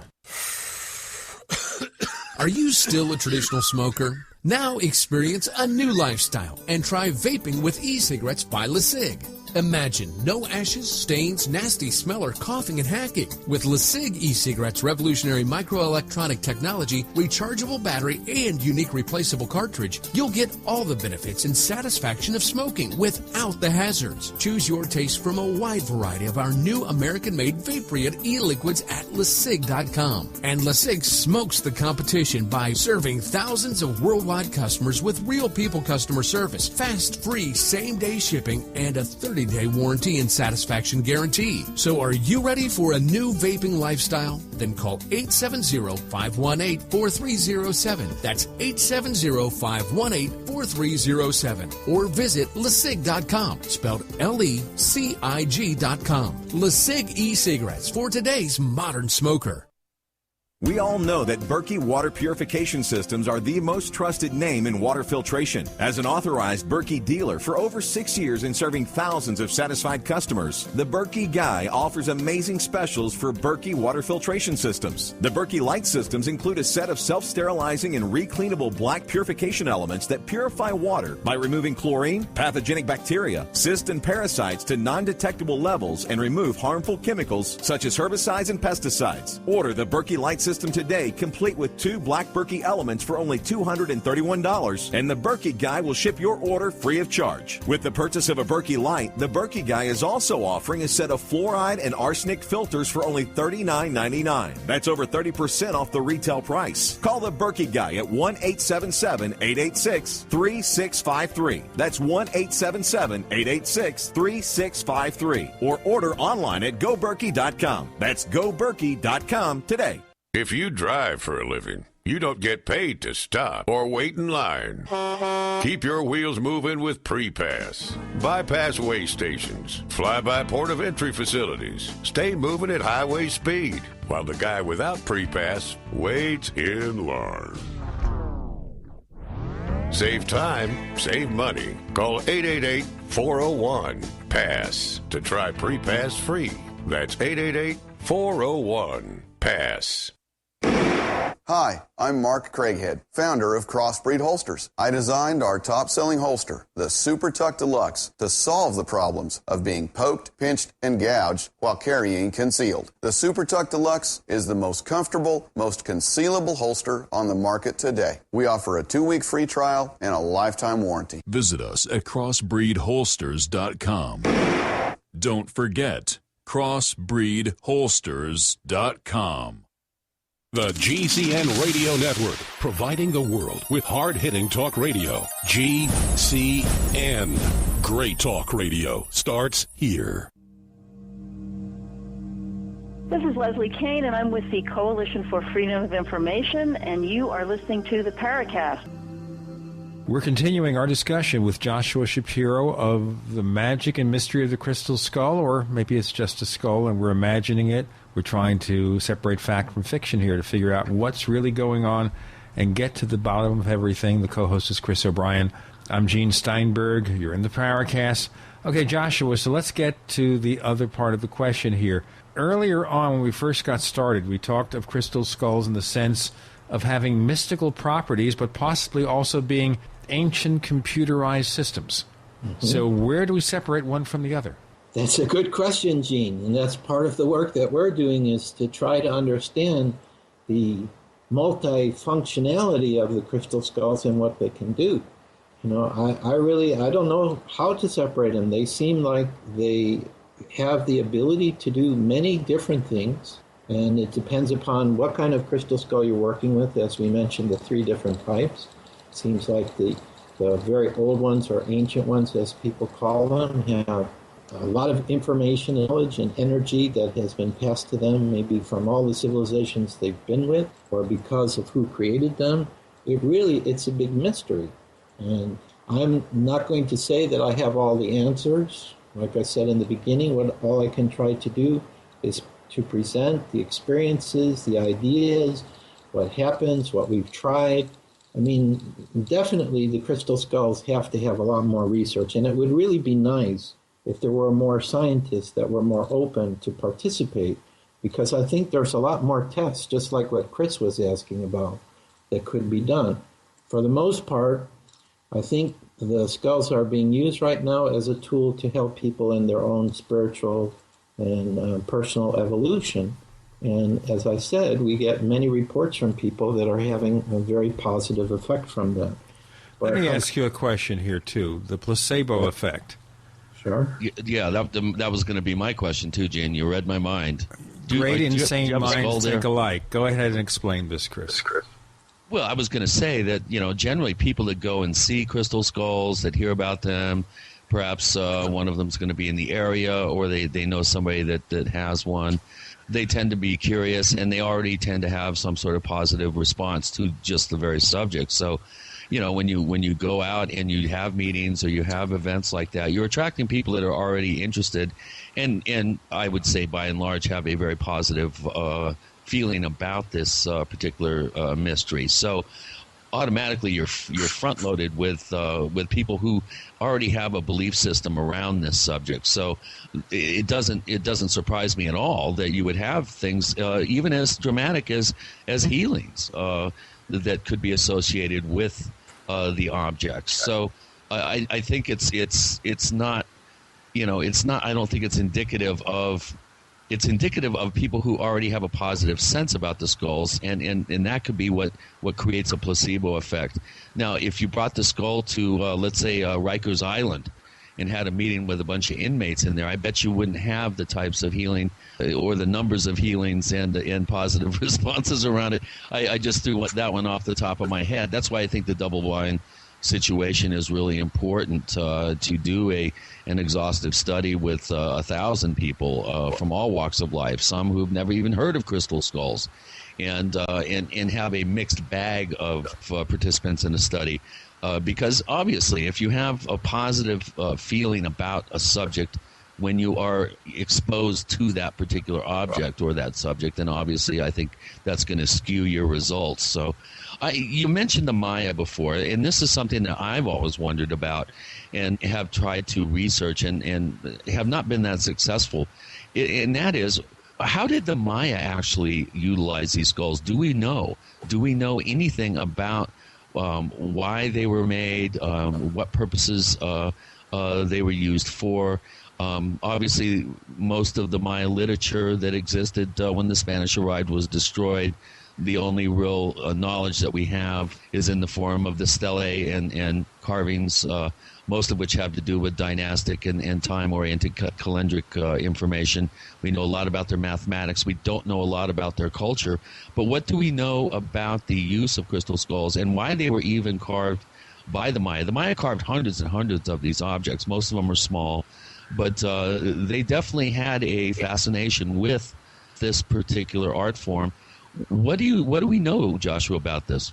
When I received Portal de Luz, which was at a conference in Sedona, Arizona in 1999, there was some contact with Mayans from Guatemala. And unfortunately, I can't think of the name of the Mayan elder off the top of my head who's connected with this group. But he had some Mayan priests that came. And there were some interesting comments that they made about the crystal skulls, so I could share that because that's their comments. First of all, they seem to indicate that they were not the originators of the crystal skulls. They talked about some kind of connection with the grandfathers of the Pleiades. Now that would imply a UFO or extraterrestrial contact. Another comment that I've heard from Mayan sources is that some of the more advanced crystal skulls they did not make, but they came from Atlantis. I think Hunsbat's Men, who's known as a Mayan daykeeper, I think when I saw him in Germany once or something, he was talking about an Atlantean connection with crystal skulls, which if that was true, that would mean that the Atlanteans that survived their disaster, if we believe in this, would have taken their sacred artifacts and brought them to different parts of the world. And purportedly, the Yucatan area was a colony of Atlantis at one time. So this is where some of the crystal skulls show up.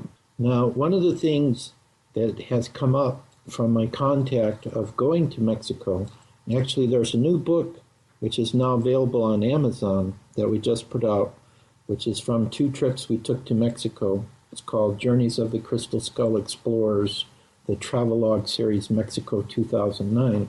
And that is that a tremendous amount of crystal skulls are coming out of the ground out of Mexico. For myself, in the 2 trips that I took in 2009, I would say that I saw probably about 15 or 20, which could be old or very old crystal skulls in Mexico that I'd never heard of before. And we just keep hearing from sources that more and more of them are coming out. Now, just because the crystal skulls are being found in such profusion in the area where the Mayans and other Mesoamerican cultures are, does not necessarily mean that they carved them, although the implication that we're getting from the modern carvers in Mexico is that they're pretty good at carving crystal skulls now and duplicating this. So it's probably something that's been passed down from generation to generation. So to summarize, if this information is correct, it would probably imply that the crystal skulls were gifts either from advanced civilizations or extraterrestrials that were given to the Mayans, and that they basically had them, because the Mayans are really one of the only indigenous groups on the planet that are willing to talk about crystal skulls. We believe the Native Americans also know about them, but it's very hard to find somebody who's willing to discuss it as openly as they do. And so I think if we understand this information, the Mayans are implying that the skulls are coming from other sources, and they considered them to be sacred tools, which is definitely true. I mean, they don't like that these crystal skulls are being taken outside of their country or being destroyed or being put in museums. They're to be used for ceremony, and that's primarily how they're working with them now, is in ceremony. But there are a lot of skulls coming out of Mexico and Central America. Do you know of any true, very old crystal skulls that have been discovered anywhere else but down in the Maya lands? Yoki Van Dieten had an interesting skull. Yoki Van Dieten is the guardian of a human-sized smoky quartz skull, which he calls ET, of a rose quartz skull, which was very primitive, but it was an old skull for sure, that was found near Love, Russia. It was found in the mounds of the Scythians, which was an ancient race that coexisted with when Genghis Khan was alive. So this is one that was discovered not in that area. Now, there was a radio show I heard, but I never got a chance to ask Morton and Thomas, who did the book Mystery of the Crystal Skulls. That was the BBC and A&E documentary, which I still think is one of the best ones that's been made, where somebody was talking about that underwater off of Australia, some Aborigines knew about a crystal skull there. And then, of course, could there be some crystal skulls connected to Bimini, where the Atlantean crystal ball purportedly was found? And maybe there are some temples underwater there. We'll get into more of this lore in a moment. Joshua Shapiro joining us. The co-host is Chris O'Brien. I'm Gene Steinberg. You're in the Paracast.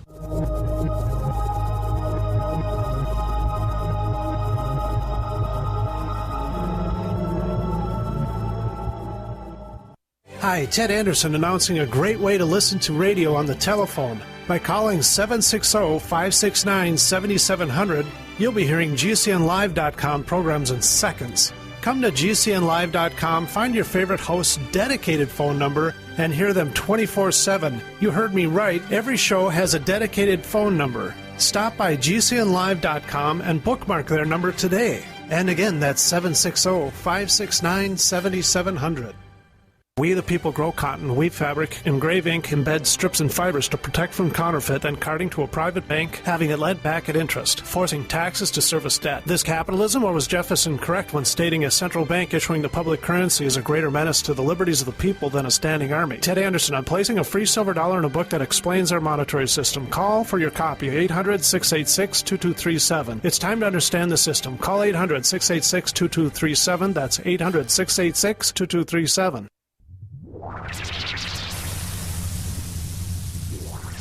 Welcome back to the Paracast, the gold standard of paranormal radio. And now, here's Gene Steinberg. Final hour of the Paracast with Gene and Chris talking to Joshua Shapiro about the magic and mystery and the possible reality of crystal skulls. So obviously we have to look at some other shoes here. So looking at some other shoes, other possibilities with crystal skulls, what about outright fakery? If you encountered fake claims, fake skulls, how do you separate them from the ones you regard as real? Well, we have something called the internet and eBay now. And if somebody does a search on eBay and you look under crystal skulls, you'll see all kinds of crystal skulls that are available for sale. So obviously there's no doubt that someone probably wanting to take advantage of the last Indiana Jones film talking about crystal skulls and Now I think they're becoming more popular, that people can make any claim they want on the internet that crystal skulls are very ancient or old or from ancient Tibet or whatever. So we already know it's a given fact that there's going to be fake crystal skulls out there. So the question you asked, Gene, which is a very good one, how do we know the difference between ones which are genuine and ones which are fake? Right now, as far as I know, especially because we don't have the support of scientists, there is no definitive way from a physical perspective to say whether one is ancient or old. I mean, Chris mentioned that some of the older ones seem to have a more primitive design and structure to them, and I would agree. The ones I've seen in Mexico, there's been some very primitive ones. I mean, we definitely know whether one is probably a modern carving or not. If we use an electronic microscope on a crystal skull, you can actually see the carver's tool marks on there. And that's been the major way of determining, like from the position of a museum and so forth, but it's not the best way. Because let's say, for example, we have an old skull that maybe the Mayans have, and the head Mayan leader goes to his carver and says, look, I don't like this skull, I want you to change it, and he uses a metal tool on the surface and he changes it, then all of a sudden that skull becomes a modern skull. So what we have to do is try to find a way where we can get some support, where we can do both scientific testing of the form and the shape of skulls with paranormal research also done, whether we bring in sensitives to work with the skulls, or maybe we even get some of the indigenous people involved in this. And as far as I know, I've never heard of all of these things being done. Like the A&E and BBC show, they went so far with research where they made molds of skulls and they only looked at the surface. They didn't consider anything about background on history or where it was found. They were just looking at the form of it. They didn't do anything with energy, like what kind of energy does the skulls have. This is a really, I think, big sore spot right now, that we don't have a more specific way to do the research so we can know, yes, this skull definitely is ancient. This skull is definitely old. And the new skulls generally we know because we know who's making them. So it's a real sore spot. I don't know what to do with it other than just to keep going and keep reporting what we find. And hopefully somebody out there will say, this is an important question. I want to get involved. I want to help make that happen, and has the resources to do it. Well, we'll put it out there to our audience. Anybody know of any diagnostic equipment and or an open-minded scientist in a lab that could help out in this regard? Hey, it's news.theparacast.com. Let us know. We'll work with Joshua, and we'll get a program set up so that some of these skulls that are in question can be tested. Now, we mentioned at the onset, and you brought up a very interesting point that I wanted to jump on right away. Obviously, we need to do some background information first, but you mentioned that these skulls you feel have an important role to play in these present and near future times. I think a lot of people would agree that the planet is undergoing some dramatic changes. Information will be doubling instantaneously here sometime within the next 15 to 20 months. We're getting to what Terence McKenna would have said is a teleological singularity point in our history and in our collection of cultures on the planet. What role do you see these skulls playing in these future times that are unfolding so quickly? Well, if the crystal skulls, especially the ancient ones, are truly computers that have all kinds of knowledge and information encoded in it, and we haven't quite yet figured out how to get it, and I believe this is one of the services that they can provide for us, is to provide some kind of knowledge or information that can make a big difference to create a more peaceful planet. Another aspect of the crystal skulls, which we've already been doing to some degree, is related to working with their special energies, their healing energies, for using it to create, let's say, like special meditation or ceremonies, or go to certain specific places on the planet where there are energy vortexes, and then work in combination with meditation and groups of people in order to amplify those energies. Now, we started, and this happened with the Mitchell Hedges skull. The second experience I had with it in 2008, after I had the one I told you, I went with Bill Holman to Italy. And as soon as he took the skull out to show to our host, I became sick. I almost couldn't even do my lecture. I had a very high fever. So there was a really powerful transformation that was happening to me.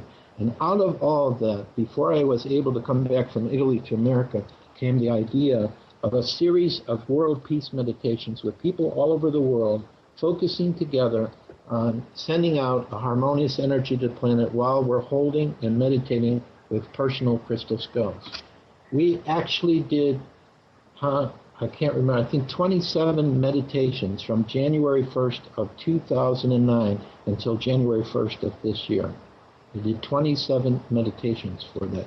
And that idea came when I was interviewed on the radio station by Uri Geller one time, which is probably like about 10 years ago or something. He was in England, I was in Colorado, and one strange thing that happened during that interview is as soon as we were talking about crystal skulls, the internet portion of his radio broadcast immediately stopped. But the normal radio broadcast continued to go on. Anyway, he asked me, he said, okay, fine, we have crystal skulls. Well, how can they help make a better planet? And I started talking about these meditations. So after being in the presence of the Mitchell-headed skull, I just woke up one morning and I knew how to do it. So I think that the crystal skulls also, if they were used in this way much more, like who knows how many people we had in these meditations. Maybe we had, during one day, maybe anywhere from 300 to 1,000 people. But what if we had 10,000 people who are meditating with crystal skulls, focusing on peace? Now, one of the things that's important about quartz crystal is it amplifies energy. Like in an electrical current, it amplifies that electrical current.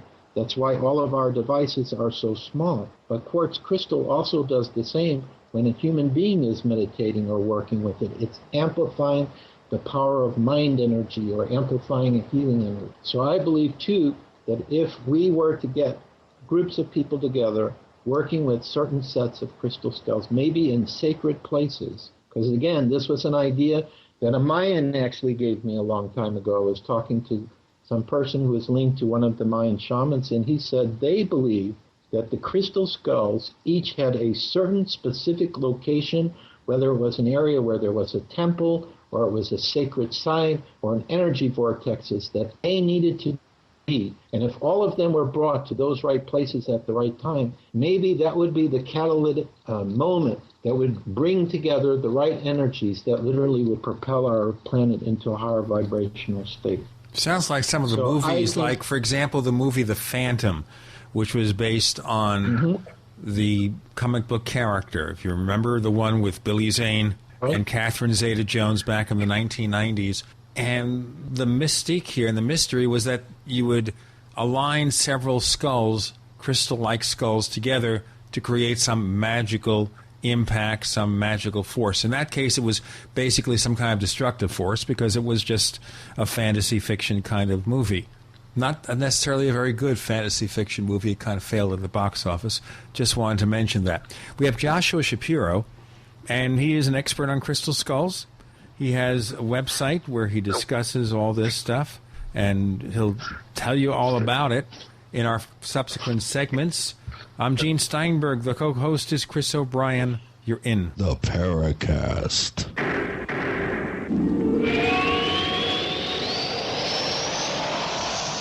You expect professional service from your doctor, your accountant, and even the girl who takes your morning coffee order. Why not from your domain registrar, too? Namecheap.com provides stellar service with no sneaky upselling. We offer more features and security options for your website than there are ways to order a latte. And new domains come with WhoisGuard to protect your personal info. At Namecheap.com, you can get your domain for as low as $2.99. Now is a great time to get to know Namecheap.com. For 58 years, Fate has provided true reports of the strange and unknown. Fate brings you the latest in all aspects of the paranormal, like angels and miracles, psychic phenomena, ghosts, UFOs, and much, much more. To receive your complimentary Fate magazine, call now at 1-800-728-2730 or visit their website at www.fatemag.com. That's 1-800-728-2730. What are you waiting for? Your fate awaits. Where can you find a super strength supplement for thyroid health and thyroid protection? Right here at thyroidki.com. Thyroid KI is a super strength potassium iodide supplement formulated to support optimal thyroid health and protection. Thyroid KI is made with only high-grade ingredients and is independently tested for purity. The potassium iodide found in Thyroid KI is absorbed by the thyroid and may offer maximum protection against radioactive iodine exposure. At only $19.90 for a 30-day supply, Thyroid KI is independently tested for purity and is formulated in convenient 32.5 milligram tablets for easy administration in children and adults. Visit thyroidki.com. That's thyroid, the letter K, the letter I.com. thyroidki.com. Use coupon code GCN for a 10% discount. Again, mention coupon code GCN for 10% off your order. Call 855-599-9444. 855-599-9444. Again, that's 855-599-9444 for Thyroid KI today. On the average, Americans work between 45 to 50 years, hoping to build up enough wealth to retire and live out their golden years. Unfortunately, with taxation, the rising cost of food, energy, housing, and medical, many retirees are forced to live below the poverty line. Is this a flaw-free enterprise, or is our monetary unit we call the Federal Reserve Note forcing us into perpetual debt, ensuring inflation and higher taxes? These questions and more can be answered by reading G. Edward Griffin's book, The Creature from Jekyll Island. Congressman Ron Paul states it's what every American needs to know about central bank power. A gripping adventure into the secret world of international banking cartel. Hi, this is Ted Anderson. I will give a silver dollar from the early 1900s to anyone who purchases this book. Call 1-800-686-2237 and order a copy today. It's critical that the public be made aware of the system. Call and order your copy today at 1-800-686-2237. That's 1-800-686-2237. We all need to prepare ourselves. You might have the food, water, gold, and silver, but ask yourself, are you truly prepared? That's why you need to visit MaineMilitary.com. MaineMilitary.com carries everything you need. Gas masks, wool blankets, fire starter kits, high-capacity magazines, chemical suits, military surplus items, and much more. Do you own a firearm?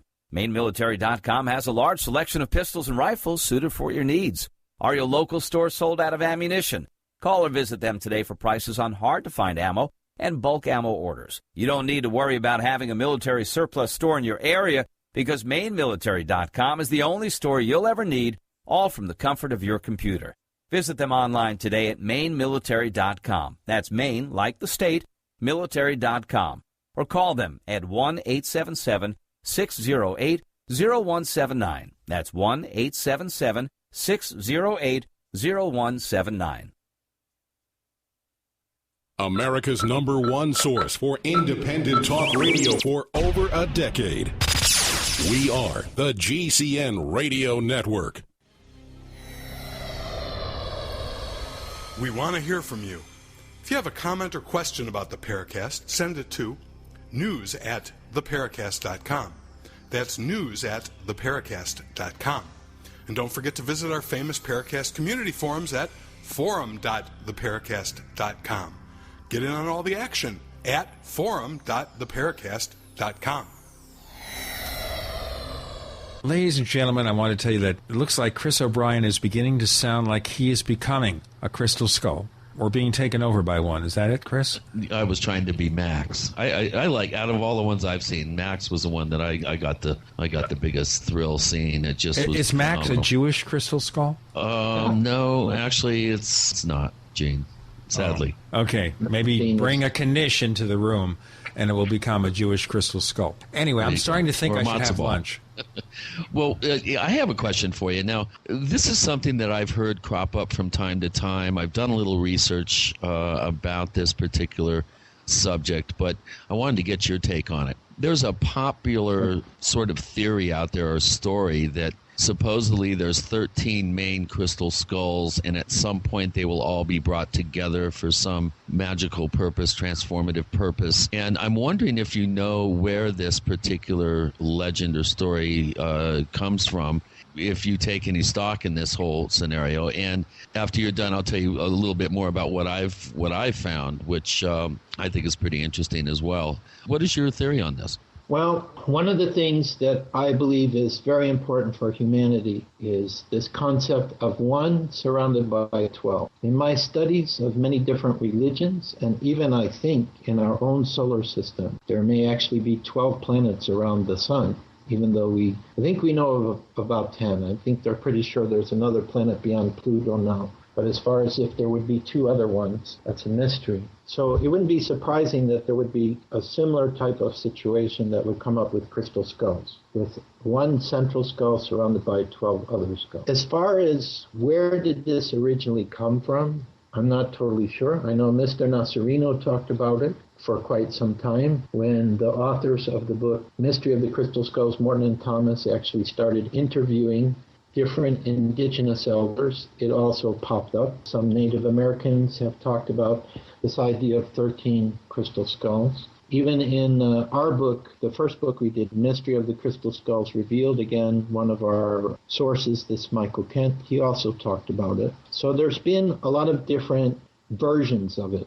There's been a lot of people who have felt an affinity for it. Now, whether there's 1 set of 13 skulls or multiple sets of 13 skulls, I don't know, because the Mayans will talk about a set of 52 skulls, and 52 would be 4 times 13, and that perhaps they have 1 set, and maybe there are other indigenous people who have other sets of skulls. I personally think there must be something to this. I can't prove it. It's just a strong feeling that I have because it comes up a lot, and there's a lot of people who feel a strong affinity towards this 1 surrounded by 12.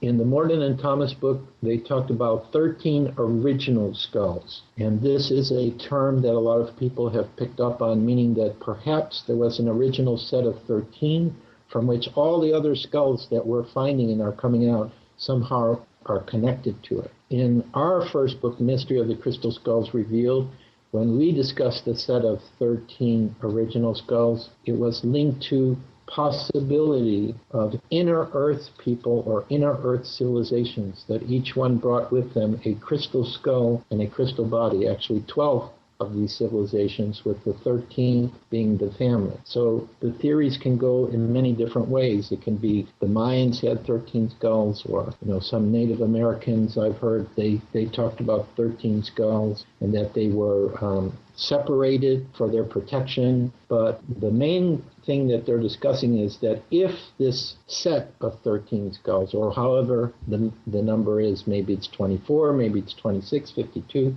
when they come back together, that this may be the catalytic moment that actually creates total peace on the planet by shifting vibrationally the frequency and balancing everything out. So I don't know. My sensing is there's something about such a set, and of course, in all my travels, I'm constantly looking for any kind of validation or other insights about this, but it just keeps coming up and it doesn't go away. So I just feel like there's something to it, but which of the different theories is the right one? Don't know at this point. Yeah, I heard that Nick Nocerino had a vision of 12 skulls surrounding the 13th one, and the thing grew a life of its own. But you're bringing up some very intriguing additional possibilities that he may have been picking up on something that was potentially a true scenario in the past. So I've always found that particular belief very intriguing, simply for the fact that it would be interesting to see 13 of these very old skulls together. Probably each one would have its own unique characteristic. Sounds like the Phantom. I think the Phantom, though, was 4 or 5 skulls? I never saw that. It came and went so fast I didn't have a chance, Gene. But, okay, you bring them together and you get this magnification of energy. Yeah. Okay. Well, quartz, we know the properties of quartz. Now, here's one that I've also I've heard about just a couple of times. Supposedly there is a life-sized obsidian, black obsidian skull. Have you ever heard of this? Well, I know Joachim van Dieten had a obsidian skull that was made by somebody in Idar-Oberstein, but it's very possible that there can be other skulls made from other materials of human size or larger. I've heard of these different things, so I don't know if that skull specifically, but you have to understand, Chris, there are so many non-quartz skulls coming out now. It's impossible to keep up with it. I got one in acrylic. Yeah, I don't doubt it. Yeah, you can even see the mold marks. So you haven't actually heard of an ancient crystal skull that was carved out of obsidian, which is glass. I mean, it is quartz, but it's not natural quartz. It's volcanic glass. Another one. Go ahead. I was going to say another one that has recently surfaced. Stephen Mailer was here in December, and he was shown a huge 50, I think, plus pound, more of a primitive skull, but it definitely, based on the very good high-res photographs that he took of it that I saw, it definitely looks like a very old or ancient skull. Have you heard of this one that just now surfaced in a collection here in Sedona? There is a documentation trail that goes back quite a number of years on it, but this would be larger than the one in the Smithsonian, which I think was the previous record holder. I think that was, 30 or 40 pounds. This one is huge. I mean, it's a 50-pound behemoth, and Stephen was quite taken by it. He said that it has a real vibe to it. Are you familiar with this one? No, I have not heard of that one either. And I'm wondering when he's going to come out with photographs of it. I'd be very interested to get the Crystal Skull community's take on it. It's pretty amazing. So what are you working on now? I mean, other than working with your foundation, producing your newsletter, and you have new books coming out, what is it in your plans? Are you going to be doing more traveling? We are getting to a very crucial time period in history, as a lot of people are suspecting. Do you feel these particular times, do you feel any sort of urgency to be engaged in any particular activities, whether it's gathering people together for meditations? I mean, give us a sense of what you're going to be up to here this next year. And we'll do that in our next segment. We have Joshua Shapiro, who's going to answer Chris's question. Chris O'Brien's the co-host. I'm Gene Steinberg. You're in the Paracast.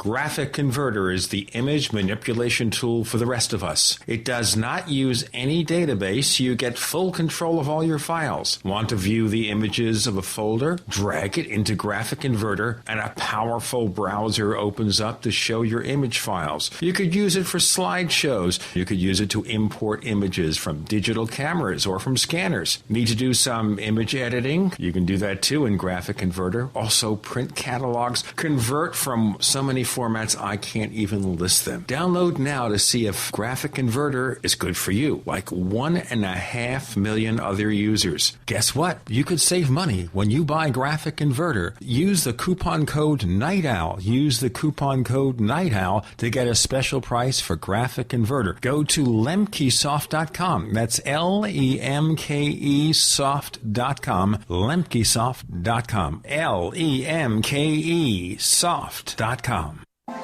You've heard a lot lately about zeolite, but what is it and why do you need it? Zeolite is a beautiful, complex crystalline structure that encapsulates radiation and odors. Zeo-King zeolite naturally eliminates radiation poisoning your body may pick up from X-rays, security scanners, or nuclear fallout. Zeo-King flushes environmental toxins absorbed from smoke, cell phones, and chemicals, so it detoxifies heavy metals including mercury, lead, and cadmium. Zeo-King zeolite helps boost your immune system, allowing your body to balance itself and cut off food supply to cancer and parasites. Order your Zeo-King zeolite now from zeoking.com for only $39.99 and receive a free month supply with every order. Call 888-402-6779. That's 888-402-6779. Or visit zeoking.com. That's ZEOking.com for natural elimination of radiation poisoning. If you suffer from poor sleep, you need MyPillow. Guaranteed to be the most comfortable pillow you will ever own. Using a patented fill, MyPillow adjusts to your exact individual needs by gently supporting your head, shoulders, and neck. MyPillow has a natural built-in cooling effect, keeping your cervical nerves cool, giving you the best sleep of your life. MyPillow will never go flat and relieves snoring, migraines, sleep apnea, fibromyalgia, and many other disorders. It's antimicrobial, non-allergenic, dust mite resistant, and best of all, machine washable and dryable. MyPillow is made in the USA, has an A rating with the Better Business Bureau, comes with a 60-day money-back guarantee and an industry-leading 10-year warranty. Order today at MyPillow.com or call 952-442-6199. That's 952-442-6199. Mention coupon code GCN and receive 20% off your order. What do you have to lose except poor sleep? MyPillow.com, the most comfortable pillow you will ever own, guaranteed. How would you like to rev up your metabolism and energy while lifting your spirits? Now a new healthy tea is available that will do just that, and it's called Zoom Tea. Zoom Tea was developed for a former welterweight boxing champion to increase his energy and focus in the ring. Zoom Tea is an alternative healthy pick-me-up that can replace coffee, common tea, or soda. Zoom Tea also helps remove radiation from the body, promotes weight loss, and is high in antioxidants. For a limited time, get our introductory price for a 1-month supply of this amazing tea for just $20, or a 2-month supply for only $35, and we'll pay the shipping and handling. Go to our website now and start feeling the healthy and energizing benefits from drinking Zoom Tea. Go to ZoomTea.com. That's ZoomTea.com. Or call toll-free 877-341-4769.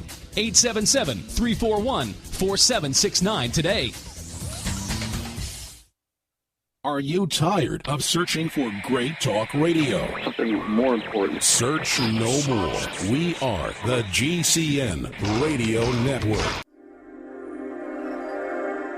You're in the Paracast. You never know what's going to happen next. 2 more segments to spend with Joshua Shapiro to talk about crystal skulls. Our co-host Chris O'Brien, I'm Gene Steinberg. You're in the Paracast, and before we broke, Chris asked a very long question about the potential future activities for Joshua. What's your response? Well, one of the things that we just created, which actually started on my birthday in April, is we started the International Crystal Skull Network. This was an inspiration from the conference that we went to in Holland, which was, I think, one of the most successful crystal skull conferences I ever went to, because everybody worked together so well. I mean, it was a combination of good information, of entertainment, music, just the whole thing. It just went spectacular. So we started this International Crystal Skull Network, whose basic goal is about cooperation and co-creation, to try to bring more people together who are working with crystal skulls and try to see what we can do and co-create. So I don't know where that network is going to go. It's in its infant stages, but I definitely know that we do plan probably in the summer equinox to start a new series of world peace meditations. As you mentioned, Chris, I'm going to start to release a series of ebooks. I just discovered Kindle ebooks. It gives me the power as an author to do exactly what I want to do. Our first book, as we mentioned, has already come out, and it's going to be based upon the places that we've traveled so far and what we've discovered that I've never had the chance to share before. So that's going to be taking up part of my time. We're going to continue to do our travels. Hopefully we'll be going into Canada and the United States for the rest of this year. I don't know if we're going to be able to make it into Europe again. And there's a special conference for the 11-11-11, which is called the Star Knowledge Conference, that I believe I participated with Yogi Van Dieten with the Ancient Skull ET in their very first one in the 1990s, where they bring together a lot of different indigenous speakers. And I will be participating as a speaker about crystal skulls. That takes place in Illinois by an area called Cahokia. We also have, believe it or not, a script for an action-adventure film that if I'm not able to find a way to make it happen as a movie that you see in the theaters, then we will come out with the novel version. So I'm in the process of doing that. And that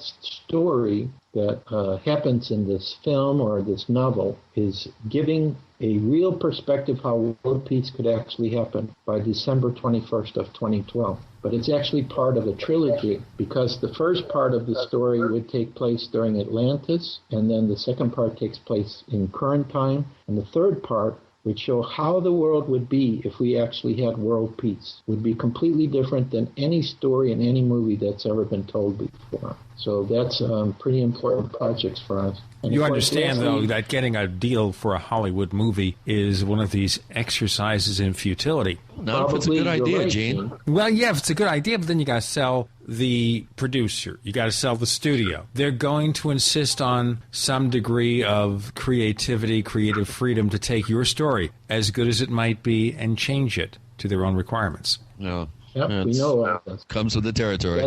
That's probably the reason why we're going to have to go with the novel version of it, so we can tell the story the way that we want to. And the other project that I probably would like to do is, these production companies came out with all kinds of documentaries because of the Indiana Jones film about Crystal Skull. But I've talked with some of the other people who are researchers and investigators, and we just feel like they missed the mark. There was so much more they could have talked about. So if there's ever a possibility or opportunity to do our own documentary, I really would like to do that, to show some of the things that we've been talking about and find a way to present it. So well, give me a call. I'll help you with it.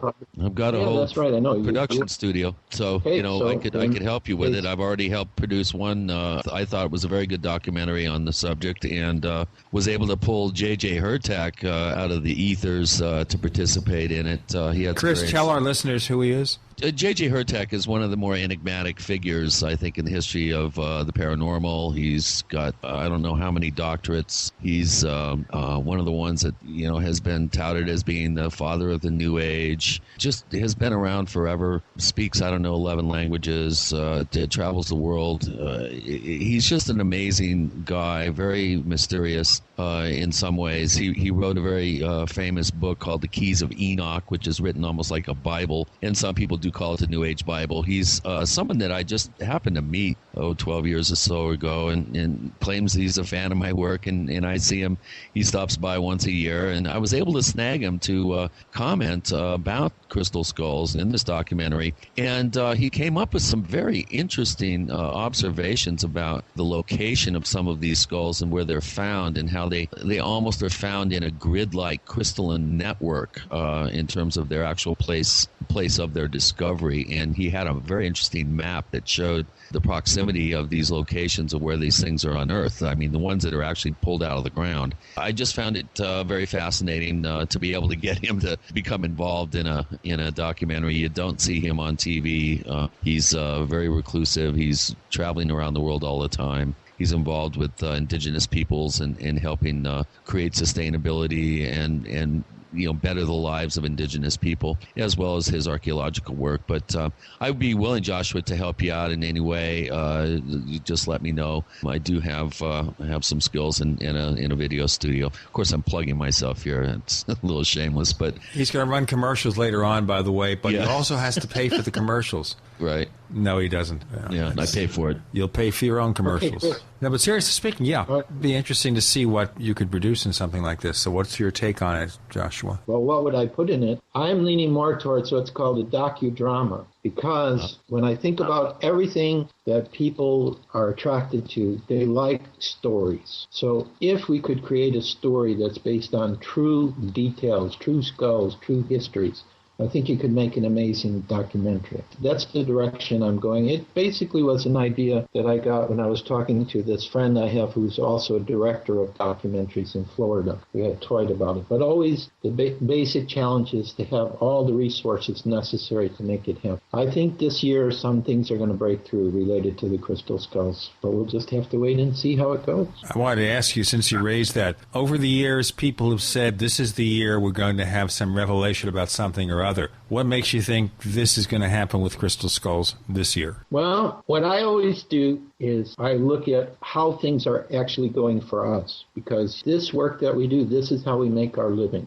So I look and see, are we being invited to different places? Are different opportunities coming up? And based upon the people that I know, that I talk to in the world, it just seems like for everyone, there's this sensing of a major door coming. Part of the other reason I feel this, and again, it's one of these crazy experiences, I can only share it, but it's happening, is we each have our own what I call spirit guides. And whoever these guides are that are helping us with our work with the crystal skulls, they're telling us that the vibration of the planet has raised to a higher frequency, especially in this year, that they're going to start coming forward and doing things in a more visible manner. What does that mean? Does it mean that we might see more UFOs, or we might actually have a time where there's an extraterrestrial we meet and it's not like blank from somebody's memory or imagination? You can touch them, you can see them. I don't know if it's going to be something like this. Could it mean that maybe some of the very, very old crystal skulls, which maybe we've heard in legends that we don't know, are they real, are they not? Could they start coming out? One of the interesting things that I really haven't seen is I haven't seen indigenous elders traveling the world with crystal skulls. I've seen modern people traveling the world with crystal skulls and sharing it, but I haven't really seen indigenous elders or shamans really traveling a lot with crystal skulls. Like, for example, I know Hoon Sputsmen, who is a Mayan daykeeper that we mentioned. He has his own crystal skull now, but this wasn't one that he found on the Mayan land. He was gifted from a man in China. So it's kind of what they call a Tibetan skull. I don't know. I just see doors opening that I've never seen before related to the work. I just have this sensing that finally, after 28 years of working on this, finally some of these large projects which I've mentioned, we're finally going to be able to do them. So I just will stay positive and, I'll just expect it. And hopefully maybe some of your listeners will feel the same, and they might say, yeah, I want to get involved. I'd like to help. I'll tell you what, we'll get into more of the involvement. One more segment left with Joshua Shapiro. I'm Gene Steinberg. The co-host is Chris O'Brien. You're in the Paracast.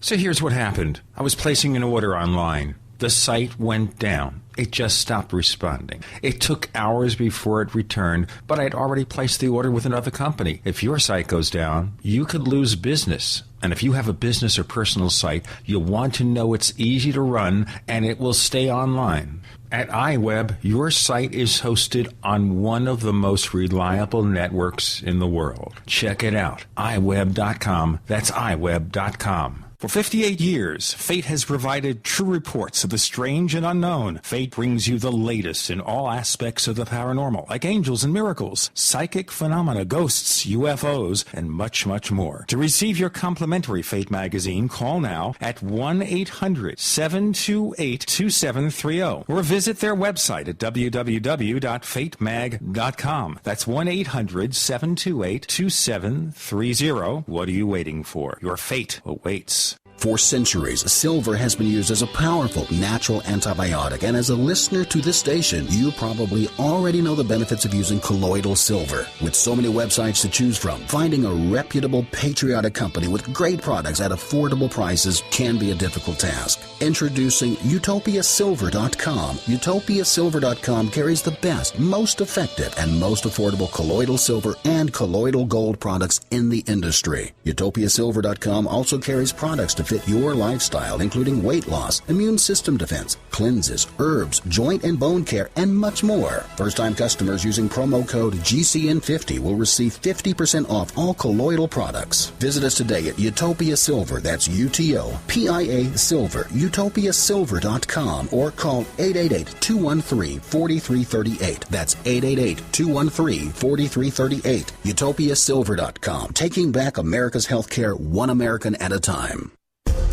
GCN listeners, why have you been hearing so much about Dermatol, the all-natural, all-purpose first aid spray? Because it's the must-have first aid product you need in your preparedness kit. Dermatol is made in America by Americans who know there's a more affordable, natural way to treat cuts, burns, bites, rashes, shingles, boils, and many other skin problems. Dermatol is gentle enough for diaper rash, powerful enough for bed sores, and harmless to the eyes and mouth. It's great for the whole family, even your family pets. Dermatol is antimicrobial, antifungal, antiviral, and not diminished by freezing, extreme heat, or years in storage. Dermatol is an absolute must for any first aid or preparedness kit. Dermatol's soothing, rapid restoration of injured skin is so effective, it's guaranteed. Order yours today. Call 800-217-6677. 800-217-6677. That's 800-217-6677. Efficient, economical, effective. Spray it all with Dermatol.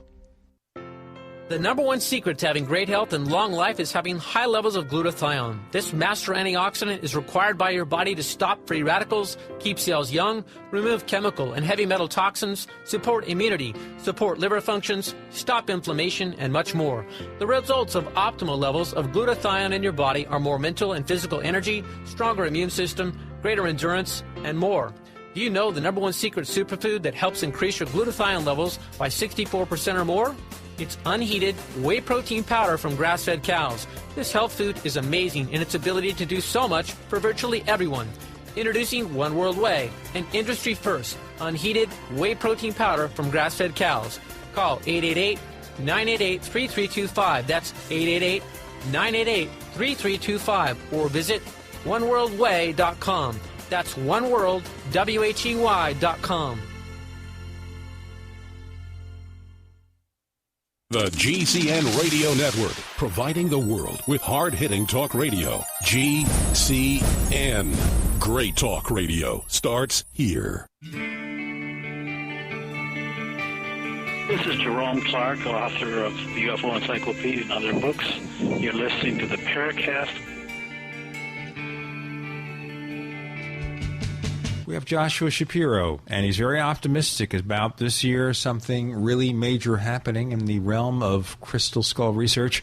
I'm Gene Steinberg. The co-host is Chris O'Brien. You're in the Paracast. So it comes down to this here, and that is we have a lot of interest in crystal skulls, about the possibilities. What can we do to get mainstream science to look at stuff like this? I wish I knew the answer to that, Gene. The only thing I can think of to do is just to continue to share the best information that we can gather, with the hope that perhaps one of the scientists will look at it and say, you know, there's something remarkable going on here, and we need to understand this. We can't just pretend it's not happening, because that's the sensing that I get from the scientists and the archaeologists, is it's like some of the experiences that people are having, and it's some of the phenomenon going on around the skulls, it just kind of refutes their theories of reality. And so rather than say, well, you know, let's take a look, they just keep going forward. So the best we can do is continue to publish our books, continue to do our lectures, try to get our movies out, our documentaries, try to work with people like Chris and see, you know, if we can create something else. If we can do some kind of a research, like what happened with the Skull Group in England. I don't know if you guys ever heard of that group, where they were having direct contact from Spirit, and Spirit was manifesting everything you could imagine in this cellar in the basement of this home. We went there, and the only thing I can tell you is that after we went into that cellar and we looked at the crystal skulls we brought, they all shifted internally. That's one of the things that I think would bother scientists that Excuse me, shifted internally? About that. Yeah, so what I'm saying is... What does that mean? When you have a crystal... What does that mean, shifted internally? Okay, so when you have a crystal skull, it has a certain pattern inside of it, okay? Certain way that the crystal looks. In particular, let's take Portal de Luz, which was in this cellar. So it has fractures inside of it, and it has... different shapes of things, but over time, what happens is how it looks internally changes. In other words, it's a physical object. According to scientists, it should not be changing, but it physically changes in its internal form. So and you can see this. You can see this then. You can see it very clearly. I mean, for example, Portal de Luz, when I first received him in 1999, he was a very dark shade of gray, and he didn't have all these cracks and changes inside of him. And now he's a very light shade of gray, and I've actually seen him. This was very remarkable. When I was in Poland, we were supported by a doctor who did biomagnetic healing. He was very famous for this, and he became interested in the crystal skulls. So there was this woman there who was like an operatic singer. And this Dr. Pucharski was his name, I believe. He gave the crystal skull to this woman and said, hold it under your throat and sing with it. So she began to sing with it, and she said she sang more powerfully than she ever did before. But this smoky quartz skull that was, you know, a gray color became almost totally clear, like clear quartz, and you could visibly see it. And then Whoa, after did anybody videotape this? Was this documented? No, unfortunately, it wasn't documented. But we all saw it, and I've seen it happen again where other people have worked with this skull, and it has totally changed in its color and shape and sound. So, well, do you have before and after photographs? No, we don't think that way. We should have thought that way, of course. So well, yeah, I mean, this is ridiculous. You should be thinking that way because you're being asked to demonstrate the reality of something that a lot of people don't accept. And now you have a chance to show evidence. Okay, this is before, this is after. But then, of course, the other skeptical comment would be, how do I know it's the same skull? So that would be another point, too. How do I know it's the same skull that was this color now and that color later? Well, that's easy, Gene. That's easy to ascertain. You just get the actual weight out to 7 places, and you can determine whether it's the same object or not. What I'm suggesting is it's if you want to get science involved, you got to come up with something that's tantalizing enough for them to go, well, wait a minute, how can that be possible? I want to look into this. And it would seem to me, any time that you do any work with that skull, you should have tape recorders going, you should have photographs, you should have videotape running, and document all this stuff, because you never know when you're going to have that smoking gun evidence that's going to be enough to interest modern diagnostic science. And until you do that, I don't think that this whole subject is going to be taken seriously. In fact, this subject is going to generate a tremendous amount of controversy on our forums, because we do have a lot of people that are super objective, super skeptical, but open-minded, and they're going to be dogging us for not dogging you more, basically. And I have been around these skulls. I do know there is something about them that is worthy of investigation.